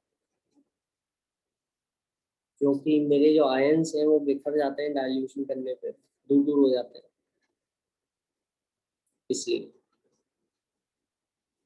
दूसरी चीज है अपने के मोलर कंडक्टेंस। मोलर कंडक्टेंस है इक्विवेलेंट कंडक्टेंस। मोलर कंडक्टेंस होगी, ये कपा तो स्पेसिफिक कंडक्टेंस है जो 1 क्यूबिक सेंटीमीटर की कंडक्टेंस। 1 क्यूबिक सेंटीमीटर इतना होगा जितना बड़ा जो क्यूब होता है ना 1 क्यूबिक सेंटीमीटर, जो मैंने यहाँ लिखा हुआ है, बना रखा है आपके सामने। तो इतने इलेक्ट्रोलाइटिक सॉल्यूशन की कंडक्टेंस कपा कहलाती है। मोलर कंडक्टेंस जो है 1 मोल इलेक्ट्रोलाइट की कंडक्टेंस कहलाती है। अब वो 1 मोल इलेक्ट्रोलाइट चाहे इतने वॉल्यूम में हो, चाहे इतने में हो, चाहे इतने में हो, चाहे इतने में हो, आपको तो 1 मोल की कंडक्टेंस नापनी है ना। तो वो मोलर कंडक्टेंस कहलाती है, जिसको अपन कहते हैं लैम्डा। ये lambda, capital lambda, lambda M. और या 1 ग्राम इक्विवेलेंट इलेक्ट्रोलाइट की कंडक्टेंस जो कहलाती है वो लैम्डा ई।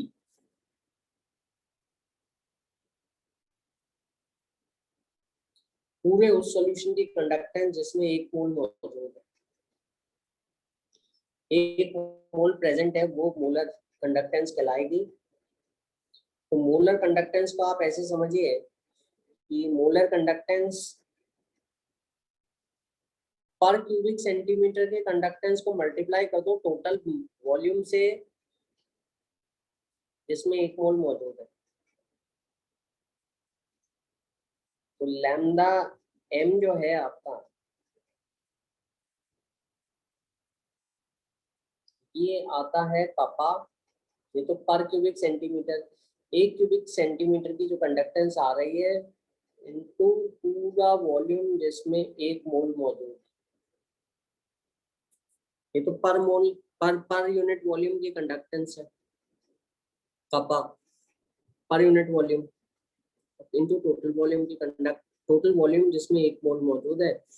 तो आपको पूरे 1 मोल की कंडक्टेंस मिल जाएगी, है ना। क्योंकि मोल की कंडक्टेंस निकालना बहुत जरूरी है अपने लिए, क्योंकि अपन जो सब्सटेंस मेजर करके डालते हैं वो मोल के फॉर्म में डालते हैं। कोई इलेक्ट्रोलाइट डाल रहे हैं, कोई सॉल्ट डाल रहे हैं, इसलिए।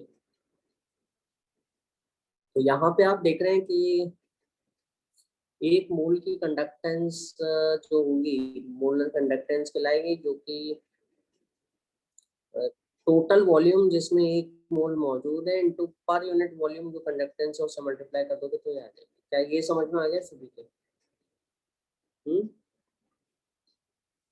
और ये कपा इनटू इलेक्ट्रोलाइट की वॉल्यूम जो होती है वो,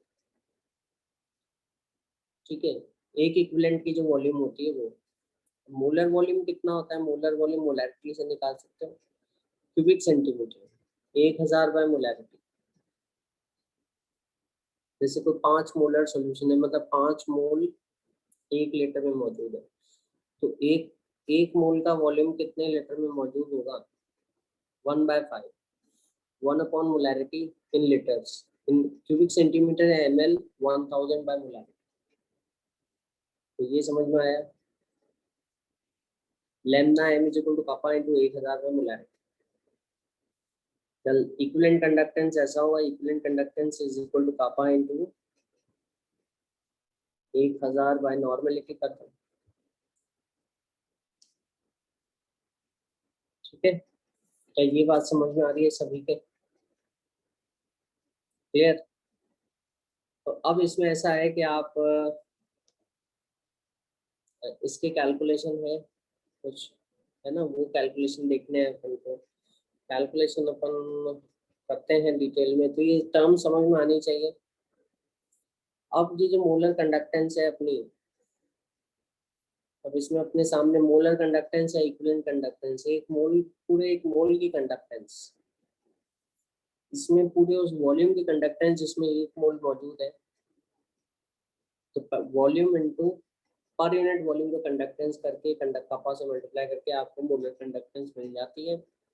इसी तरह से इक्विवेलेंट कंडक्टेंस वो वाली कंडक्टेंस है जो आपका पूरा का पूरा एक इक्विवेलेंट की 6 से मिलने वाली कंडक्टेंस होगी, और एक इक्विवेलेंट से मिलने वाली जो कंडक्टेंस है,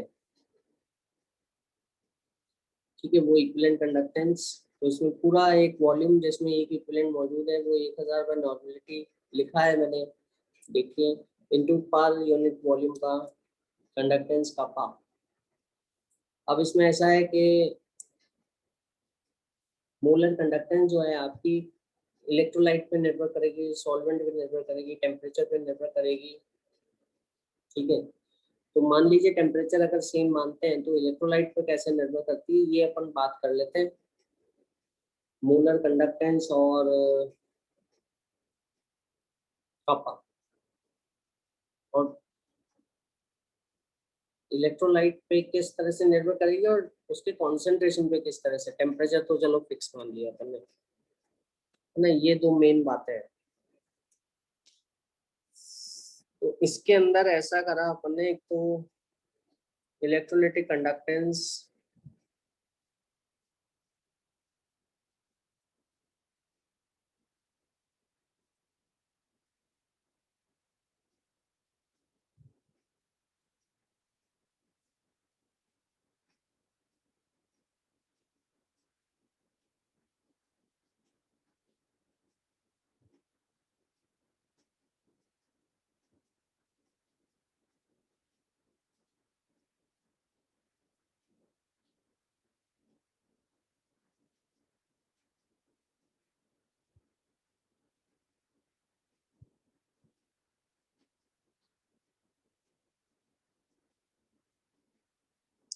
इसमें एक तो स्ट्रॉन्ग इलेक्ट्रोलाइट और वीक इलेक्ट्रोलाइट, दो तरह के इलेक्ट्रोलाइट में बांट, मतलब it depend upon the nature of electrolyte, depend upon their concentration. तो नेचर ऑफ इलेक्ट्रोलाइट में बताने के लिए मैंने स्ट्रॉन्ग और वीक इलेक्ट्रोलाइट ले लिए। स्ट्रॉन्ग इलेक्ट्रोलाइट जैसे कि आपका NaCl, KCl। तो स्ट्रॉन्ग इलेक्ट्रोलाइट का मतलब ये है कि इनका डिसोसिएशन 100% रहता है।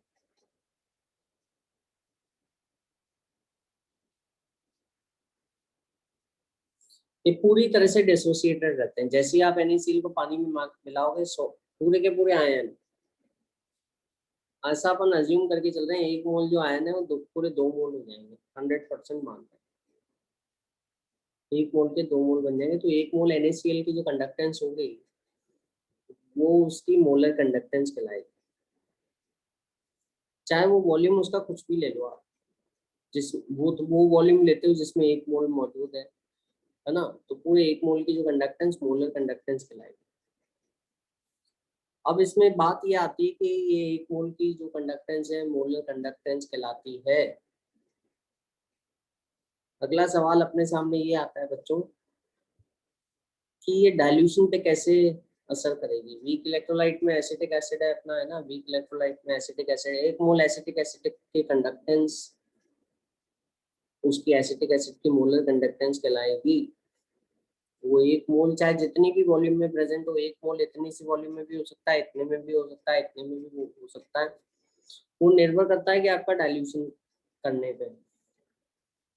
तो पानी ऐड करने पर, डाइल्यूशन इंक्रीज करने पर कॉन्सेंट्रेशन डिक्रीज होता है, ठीक है। और कॉन्सेंट्रेशन डिक्रीज होने पर मोलर कंडक्टेंस जो है आपकी कम होती है, या सॉरी बढ़ती है, इक्वल या इक्विवेलेंट कंडक्टेंस भी बढ़ती है। डाइल्यूशन इंक्रीज होने पर मोलर या इक्विवेलेंट कंडक्टेंस दोनों बढ़ती है, लेकिन स्पेसिफिक कंडक्टेंस कम होती है। ऐसा क्यों है? मोलर कंडक्टेंस चाहे स्ट्रॉन्ग इलेक्ट्रोलाइट हो चाहे वीक इलेक्ट्रोलाइट हो, दोनों की बढ़ेगी। स्ट्रॉन्ग इलेक्ट्रोलाइट में तो डिसोसिएशन 100% होता है। जैसे अगर आपके आयंस हैं ये प्लस माइनस प्लस माइनस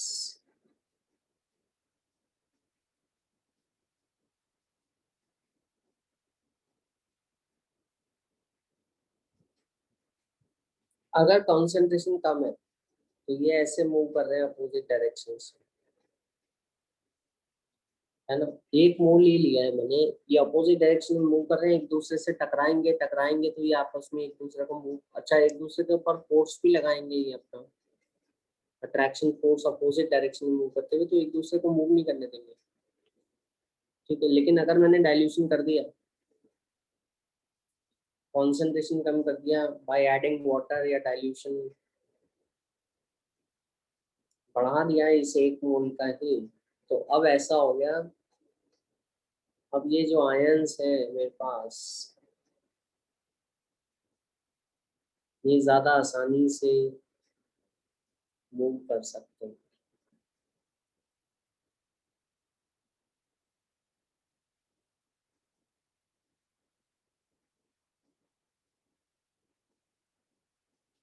दूर दूर हो गए, डाइल्यूशन इंक्रीज होने पे दूर दूर हो गए, एक दूसरे से टकराएंगे नहीं, अपोजिट डायरेक्शन में जाते हुए एक दूसरे को अट्रैक्टिव फोर्स नहीं लगाएंगे, तो ये आ गई अपनी मोलर कंडक्टेंस है। इक्विवेलेंट कंडक्टेंस, एक इक्विवेलेंट की कंडक्टेंस डाइल्यूशन इंक्रीज करने पे बढ़ती है, ये एक मोल ही है पूरा, ऐसे मानिए आप, ठीक है। अब इसमें ऐसा है, ये तो बढ़ती है लेकिन कपा कम हो जाती है, तो कपा तो मेरे को 1 क्यूबिक सेंटीमीटर की जो कंडक्टेंस है वो लेनी है, स्पेसिफिक कंडक्टेंस।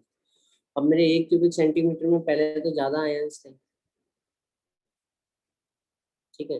अब कम, 1 क्यूबिक सेंटीमीटर में कम आयंस आ रहे हैं क्योंकि बिखर गया ना ये पूरा आयंस, तो कपा डिक्रीज हो जाता है, लेकिन लैम्डा एम इंक्रीज होता है, क्योंकि लैम्डा एम तो पूरे एक मोल का है, वो एक मोल बड़े वॉल्यूम में आ गया डाइल्यूशन करने पे, बड़े वॉल्यूम में आने से डाइल्यूशन करने से अब वो ज़्यादा अच्छी तरह से design can travel in opposite direction more easily, ठीक है। तो आई होप ये अंडरस्टूड है कि डाइल्यूशन बदलने से लैम्डा चेंज होता है, कपा भी चेंज होता है, लैम्डा इंक्रीज होता है, कपा डिक्रीज होता है, ठीक है।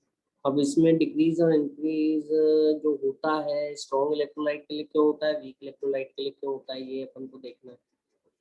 स्ट्रॉन्ग इलेक्ट्रोलाइट्स तो पहले से ही 100% डिसोसिएटेड होते हैं, लिख सकते हो आप, strong electrolytes are already 100% dissociated, इनके डाइल्यूशन इंक्रीज होने से लैम्डा इसलिए इंक्रीज होता है क्योंकि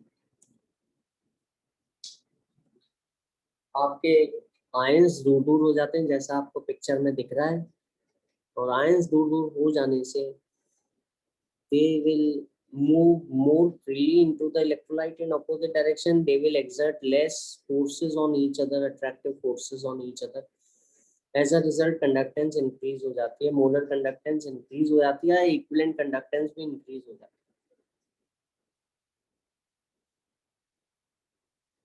बढ़ते बढ़ते ये जो कंडक्टेंस इंक्रीज होती जाती है, डाइल्यूशन करते जाओ करते जाओ करते जाओ, है ना, तो कंडक्टेंस बढ़ती जाएगी बढ़ती जाएगी बढ़ती जाएगी, बढ़ते बढ़ते मैक्सिमम वैल्यू पे पहुंच जाती है, और वो मैक्सिमम वैल्यू कहलाती है लैम्डा नॉट।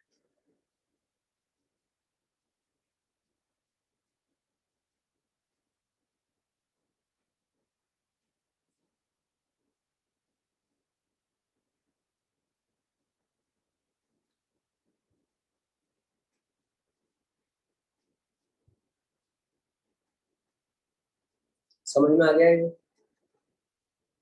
तो हर इलेक्ट्रोलाइट की, चाहे वो स्ट्रॉन्ग हो चाहे वीक हो, डाइल्यूशन बढ़ाने पे उसकी मोलर कंडक्टेंस बढ़ती है, और मैक्सिमम वैल्यू जो होती है वो उसकी लैम्डा नॉट कहलाती है।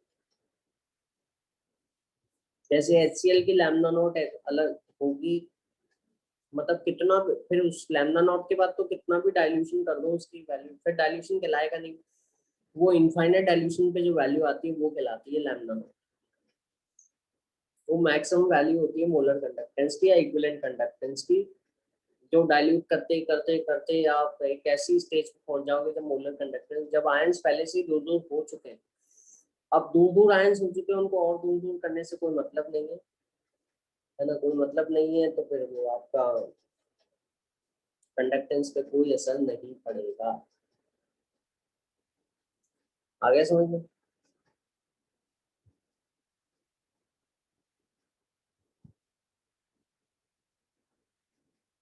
तो ये इक्विवेलेंट कंडक्टेंस है और मोलर कंडक्टेंस है। इसकी मैक्सिमम वैल्यू लैम्डा नॉट या लैम्डा इनफिनिट एम या लैम्डा इनफिनिट ई है। ठीक है। स्ट्रॉन्ग इलेक्ट्रोलाइट में लैम्डा क्यों बढ़ता है? स्ट्रॉन्ग इलेक्ट्रोलाइट में लैम्डा इसलिए बढ़ता है ताकि, क्यों बढ़ता है इसका ग्राफ, स्ट्रॉन्ग इलेक्ट्रोलाइट,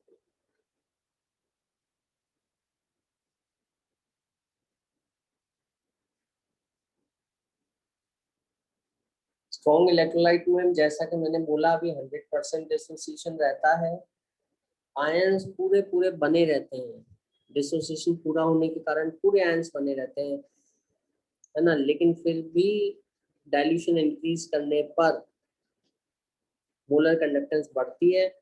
वो इसलिए कि आपका डाइल्यूशन इंक्रीज करने पर आयंस दूर दूर हो जाते हैं, दूर दूर होने से वो आसानी से ट्रैवल करते हैं। ठीक है। तो स्ट्रॉन्ग इलेक्ट्रोलाइट्स में number of ions do not change upon dilution, but molar conductance change because now the ions can travel more freely। तो यहाँ पे मैं लैम्डा लिख रहा हूँ, मोलर कंडक्टेंस यहाँ पे कंसंट्रेशन लिख रहा हूँ, अंडर रूट ऑफ कंसंट्रेशन। पानी मिलाओगे डाइल्यूशन बढ़ेगा, कंसंट्रेशन कम होगा, तो ऐसे होगा।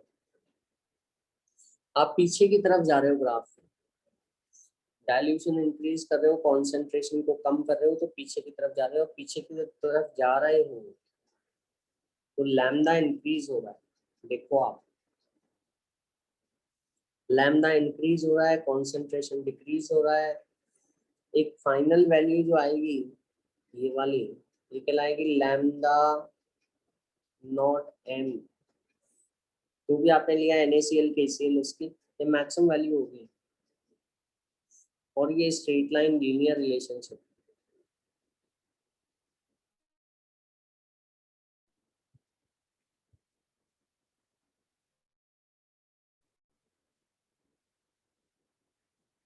ये जो लीनियर रिलेशनशिप है आपका, ये आसानी से आप दो एक्सपेरिमेंट करो जिसमें मोलर कंडक्टेंस नाप लो, मोलर कंडक्टेंस नाप कर final molar conductance infinite value क्या होगी वो पता लग जाएगी, क्योंकि स्ट्रेट लाइन है, इसकी इक्वेशन ऐसे होगी कि जो मोलर कंडक्टेंस है आपकी किसी कॉन्सेंट्रेशन C पर, वो आपकी कैसे वेरी करेगी। ये तो मैक्सिमम वैल्यू है, इनफाइनाइट या लैम्डा नॉट लिख दो, इनफाइनाइट लिख दो, एक ही बात है, मोलर कंडक्टेंस माइनस ए तो कांस्टेंट है √C। ये है डेबाय हकल इक्वेशन।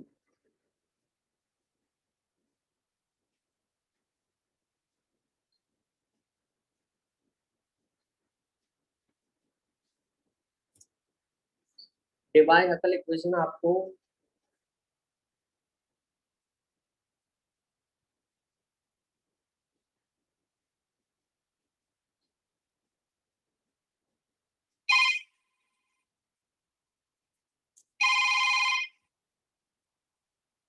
स्ट्रॉन्ग इलेक्ट्रोलाइट्स के लिए ही बताती है। डेबाय हकल इक्वेशन आपको स्ट्रॉन्ग इलेक्ट्रोलाइट्स के लिए ही वेरिएशन बताएगी लैम्डा एम का। समझ आ गया? स्ट्रॉन्ग इलेक्ट्रोलाइट का कॉन्सेंट्रेशन, स्ट्रॉन्ग इलेक्ट्रोलाइट के लिए ही इक्वेशन है। स्ट्रॉन्ग इलेक्ट्रोलाइट्स में कॉन्सेंट्रेशन को कम करने पे, डाइल्यूशन बढ़ाने पे किस तरह से लैम्डा एम इंक्रीज होगा। ठीक है, जब कॉन्सेंट्रेशन हो जाएगा 0, मतलब इनफाइनाइट डाइल्यूशन, तो ये लैम्डा हो जाएगा लैम्डा नॉट या लैम्डा इनफाइनाइट। ठीक है, समझ में आ गया? क्लियर? तो ये समझ में आ गया। अब इसमें ए क्या है? ए आपका इलेक्ट्रोलाइट पे निर्भर करता है, 1:1 इलेक्ट्रोलाइट है या 1:2 इलेक्ट्रोलाइट है, ए कांस्टेंट है। ठीक है, 1:2 इलेक्ट्रोलाइट होगा या 2:1 इलेक्ट्रोलाइट होगा उनके लिए, मतलब एक तरह के इलेक्ट्रोलाइट पे ए सेम रहता है, ए स्लोप है इसका, इसका स्लोप माइनस है।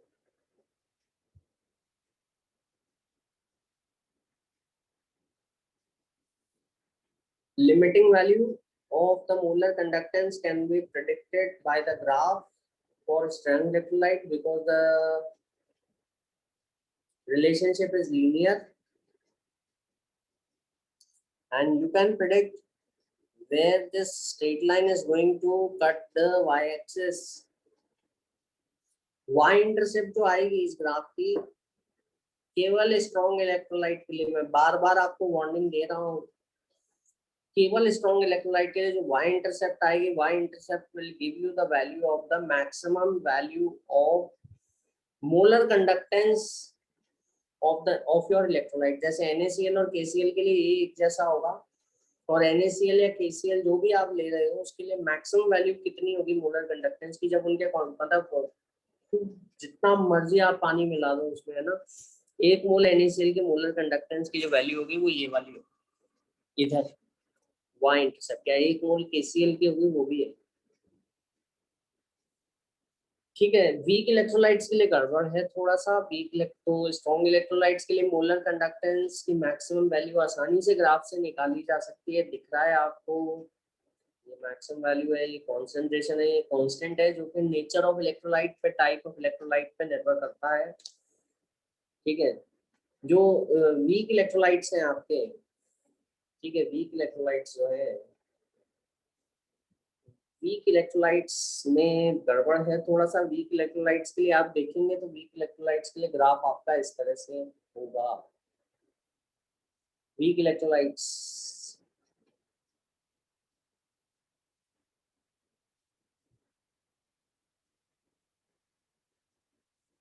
जैसे कि ACOH एसिटिक एसिड, ये पूरी तरह डिसोसिएट नहीं होता है। अगर यहाँ पे भी डाइल्यूशन करने पे मोलर कंडक्टेंस बढ़ती है, उसका कारण ये है कि यहाँ पर डाइल्यूशन करने पे अल्फा इंक्रीज होता है, डिसोसिएशन बढ़ता है, क्योंकि वीक इलेक्ट्रोलाइट पूरा डिसोसिएट नहीं होता, तो पानी डालने पे दूर दूर हो जाते हैं आयंस, तो और ज्यादा डिसोसिएट होने लगता है। ज्यादा डिसोसिएशन होने से नंबर ऑफ आयंस बढ़ते हैं, वहां पे नंबर ऑफ आयंस तो उतने ही थे, यहाँ नंबर ऑफ आयन इंक्रीज होंगे, मोलर कंडक्टेंस इंक्रीज होगी, उसका ग्राफ ऐसा आएगा वीक इलेक्ट्रोलाइट्स के लिए। तो वीक इलेक्ट्रोलाइट्स के लिए भी डाइल्यूशन करने पे मोलर कंडक्टेंस बढ़ेगी, लेकिन प्रॉब्लम ये है बच्चों कि मैक्सिमम वैल्यू एसिटिक एसिड की मोलर कंडक्टेंस की क्या होगी। मेरे लिए सवाल ये है कि मैं इसकी जो मैक्सिमम वैल्यू है, इनफाइनाइट लिख दो नॉट लिख दो एक ही बात है, एसिटिक एसिड का कितना होगा, कि अगर मैं बिल्कुल जीरो कॉन्सेंट्रेशन कर देता हूँ या बहुत सारा पानी मिला देता हूँ, इनफाइनाइट कॉन्सेंट मतलब डाइल्यूशन कर देता हूँ, तो एसिटिक एसिड जब पूरा डिसोसिएट हो जाएगा, है ना, तब उसकी limiting value of molar conductance क्या होगी, एक मोल की मैक्सिमम कंडक्टेंस क्या होगी। ये ग्राफ से नहीं बता सकता मैं ना, क्योंकि ग्राफ का तो नेचर ही कुछ इस तरह का है कि जो स्ट्रेट लाइन से मेल नहीं कर रहा। पिछले स्ट्रॉन्ग इलेक्ट्रोलाइट्स में तो आयंस पूरे पूरे थे वहां पे, तो ठीक है, यहाँ पे नहीं बता पा रहा मैं। ये बात समझ में आई आपके? बिल्कुल, यहाँ पर it is difficult for us to find out the maximum value from the graph, it is not possible graph के हिसाब से तो इन्फिनिटी होनी चाहिए, देखो ये ऐसे ऊपर जा रहा है, बिल्कुल गलत है, इन्फिनिटी तो होगी नहीं। तो कितनी होगी कैसे निकालें, है ना, ये ग्राफ से नहीं निकाल सकते, इसका इलाज है कोलरॉस में।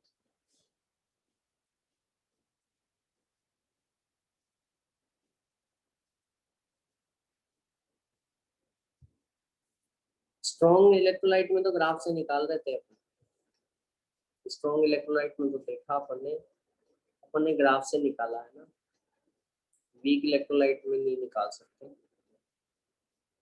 ठीक है, तो इसका क्या इलाज करना है अपन को, कोलरॉस लॉ। कोलरॉस लॉ ये कहता है कि ग्राफ की इनफाइनाइट डाइल्यूशन पर, अच्छा ये तो सब ध्यान रखना कि वीक इलेक्ट्रोलाइट है, इस पे क्वेश्चंस आते हैं।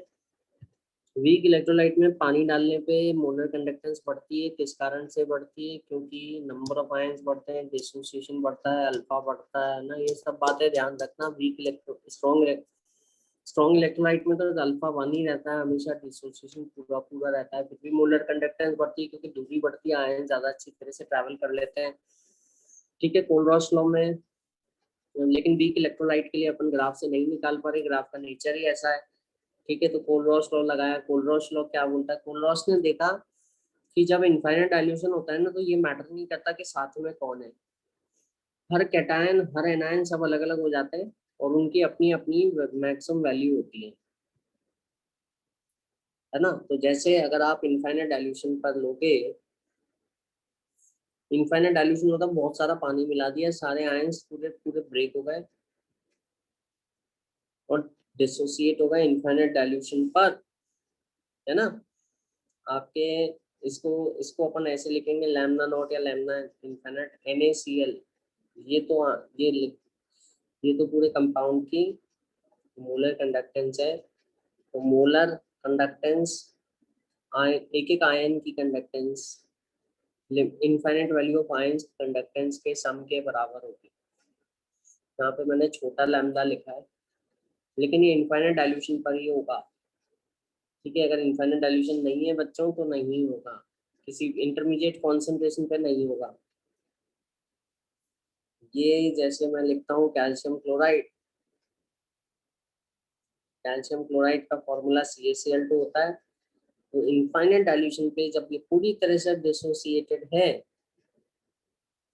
तो इसकी मोलर कंडक्टेंस जो होगी, कैल्शियम अकेले कैल्शियम आयन की मोलर कंडक्टेंस और 2 times the molar conductance of the chloride ion के सम के बराबर होगी। समझ आ गया,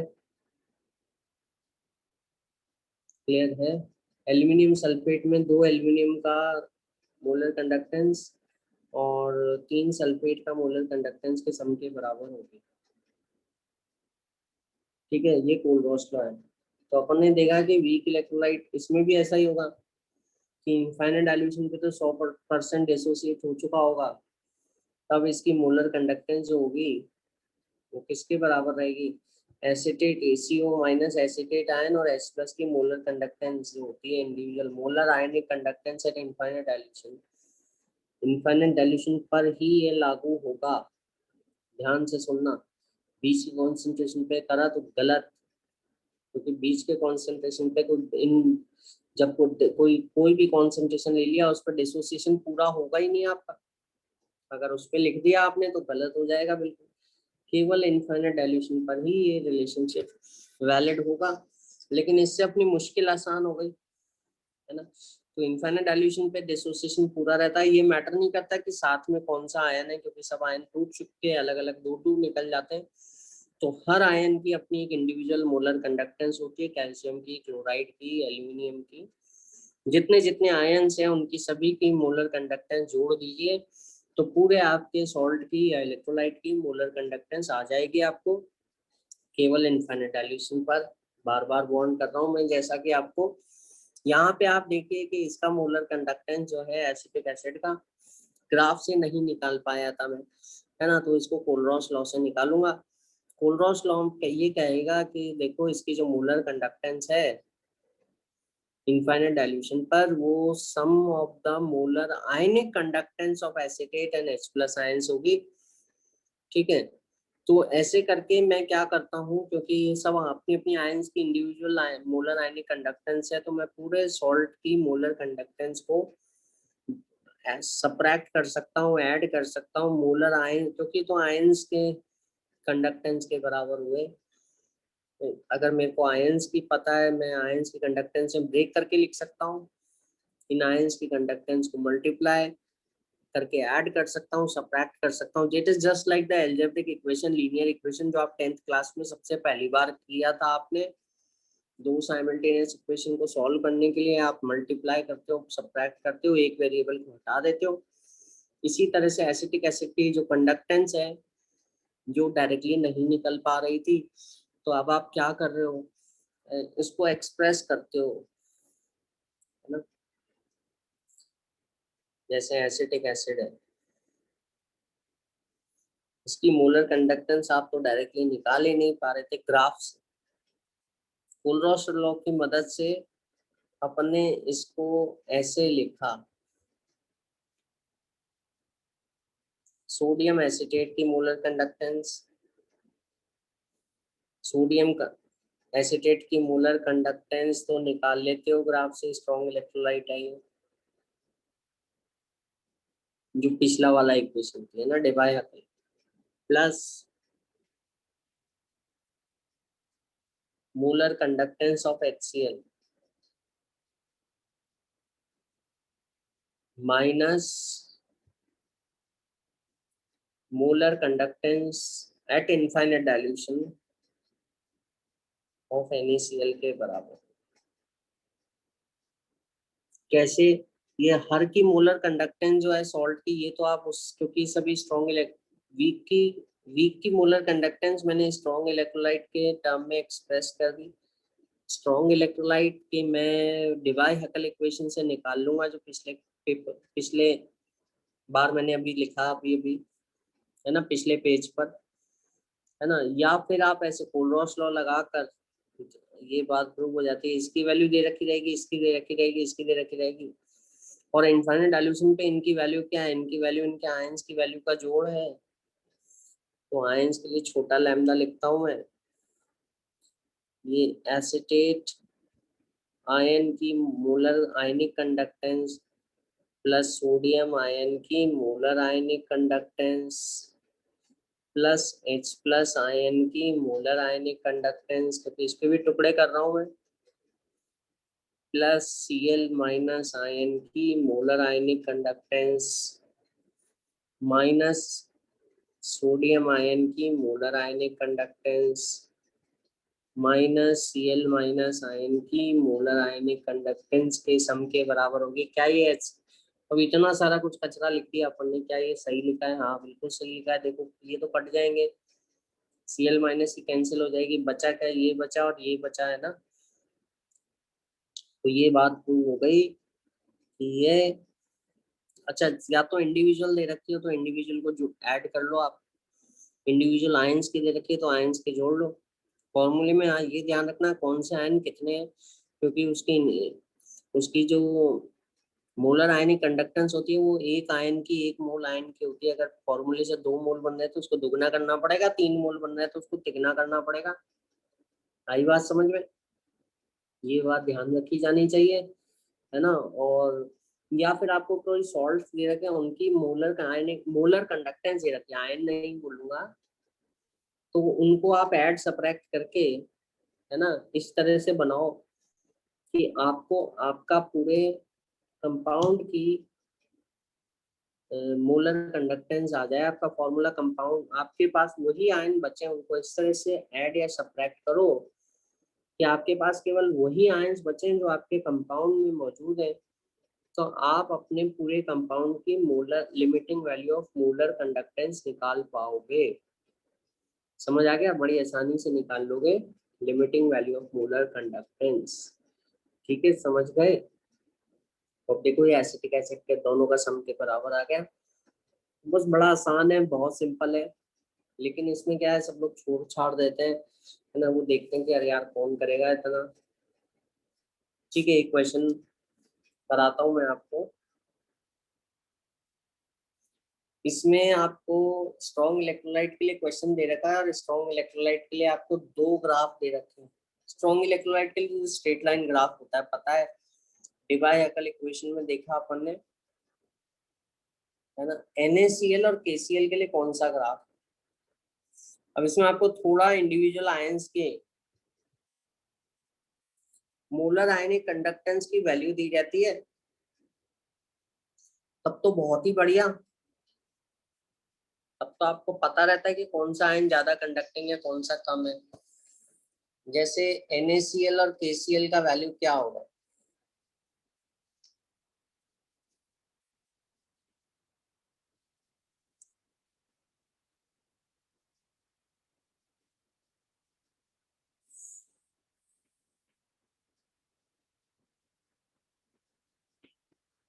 मैं डायरेक्ट ऑप्शन लिख रहा हूँ आपके सामने, सवाल लिखने की जरूरत नहीं है, आप समझ ही गए होंगे सवाल क्या था। कि कौन सा ग्राफ सही है NaCl और KCl के लिए। बच्चों समझ आया कि नहीं आया।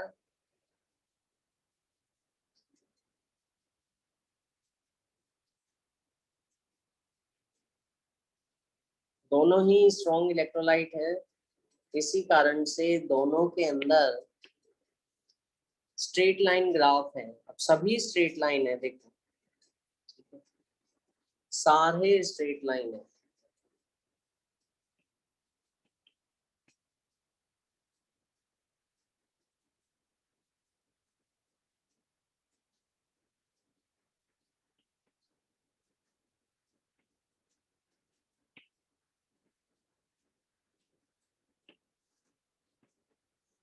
कौन सा ऑप्शन होगा, जल्दी से बता दो मेरे को।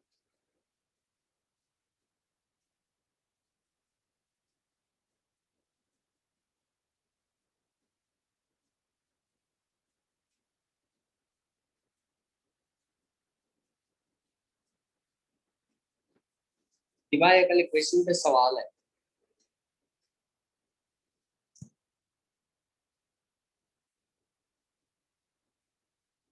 कौन सा ऑप्शन सही है।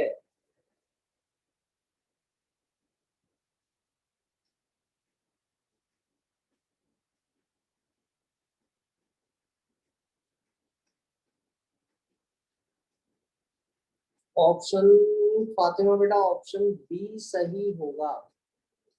एक तो ये दोनों 1:1 इलेक्ट्रोलाइट है, तो स्लोप तो ये एक जैसा होगा, है ना, पैरेलल लाइन से होगा। अब क्लोराइड तो सेम है इसमें, है ना, तो पैरेलल लाइंस होंगे, ये सेम रहेगा दोनों का, स्लोप एक जैसा रहेगा।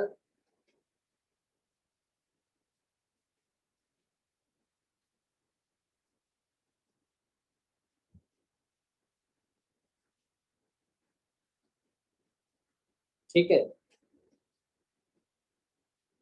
अब ये जो KCl की जो मोलर कंडक्टेंस होती है वो ज्यादा होती है, क्योंकि पोटेशियम आयंस कम हाइड्रेटेड है। एस ब्लॉक में पढ़ा होगा आपने कि लिथियम का साइज बहुत बड़ा होता है पानी में, तो लिथियम की मोलर आयनिक कंडक्टेंस कम होती है। हालांकि लिथियम वैसे सबसे छोटा है, लेकिन सबसे छोटा है तो पानी में डालने के बाद सबसे ज्यादा हाइड्रेशन हो और उसकी मोलर आयनिक कंडक्टेंस बहुत कम हो जाती है, क्योंकि उसका साइज बहुत बड़ा है। सीजियम का साइज बहुत बड़ा है लेकिन उसमें हाइड्रेशन नहीं होता, तो सीजियम का साइज पानी में छोटा रहता है, लिथियम का बड़ा हो जाता है।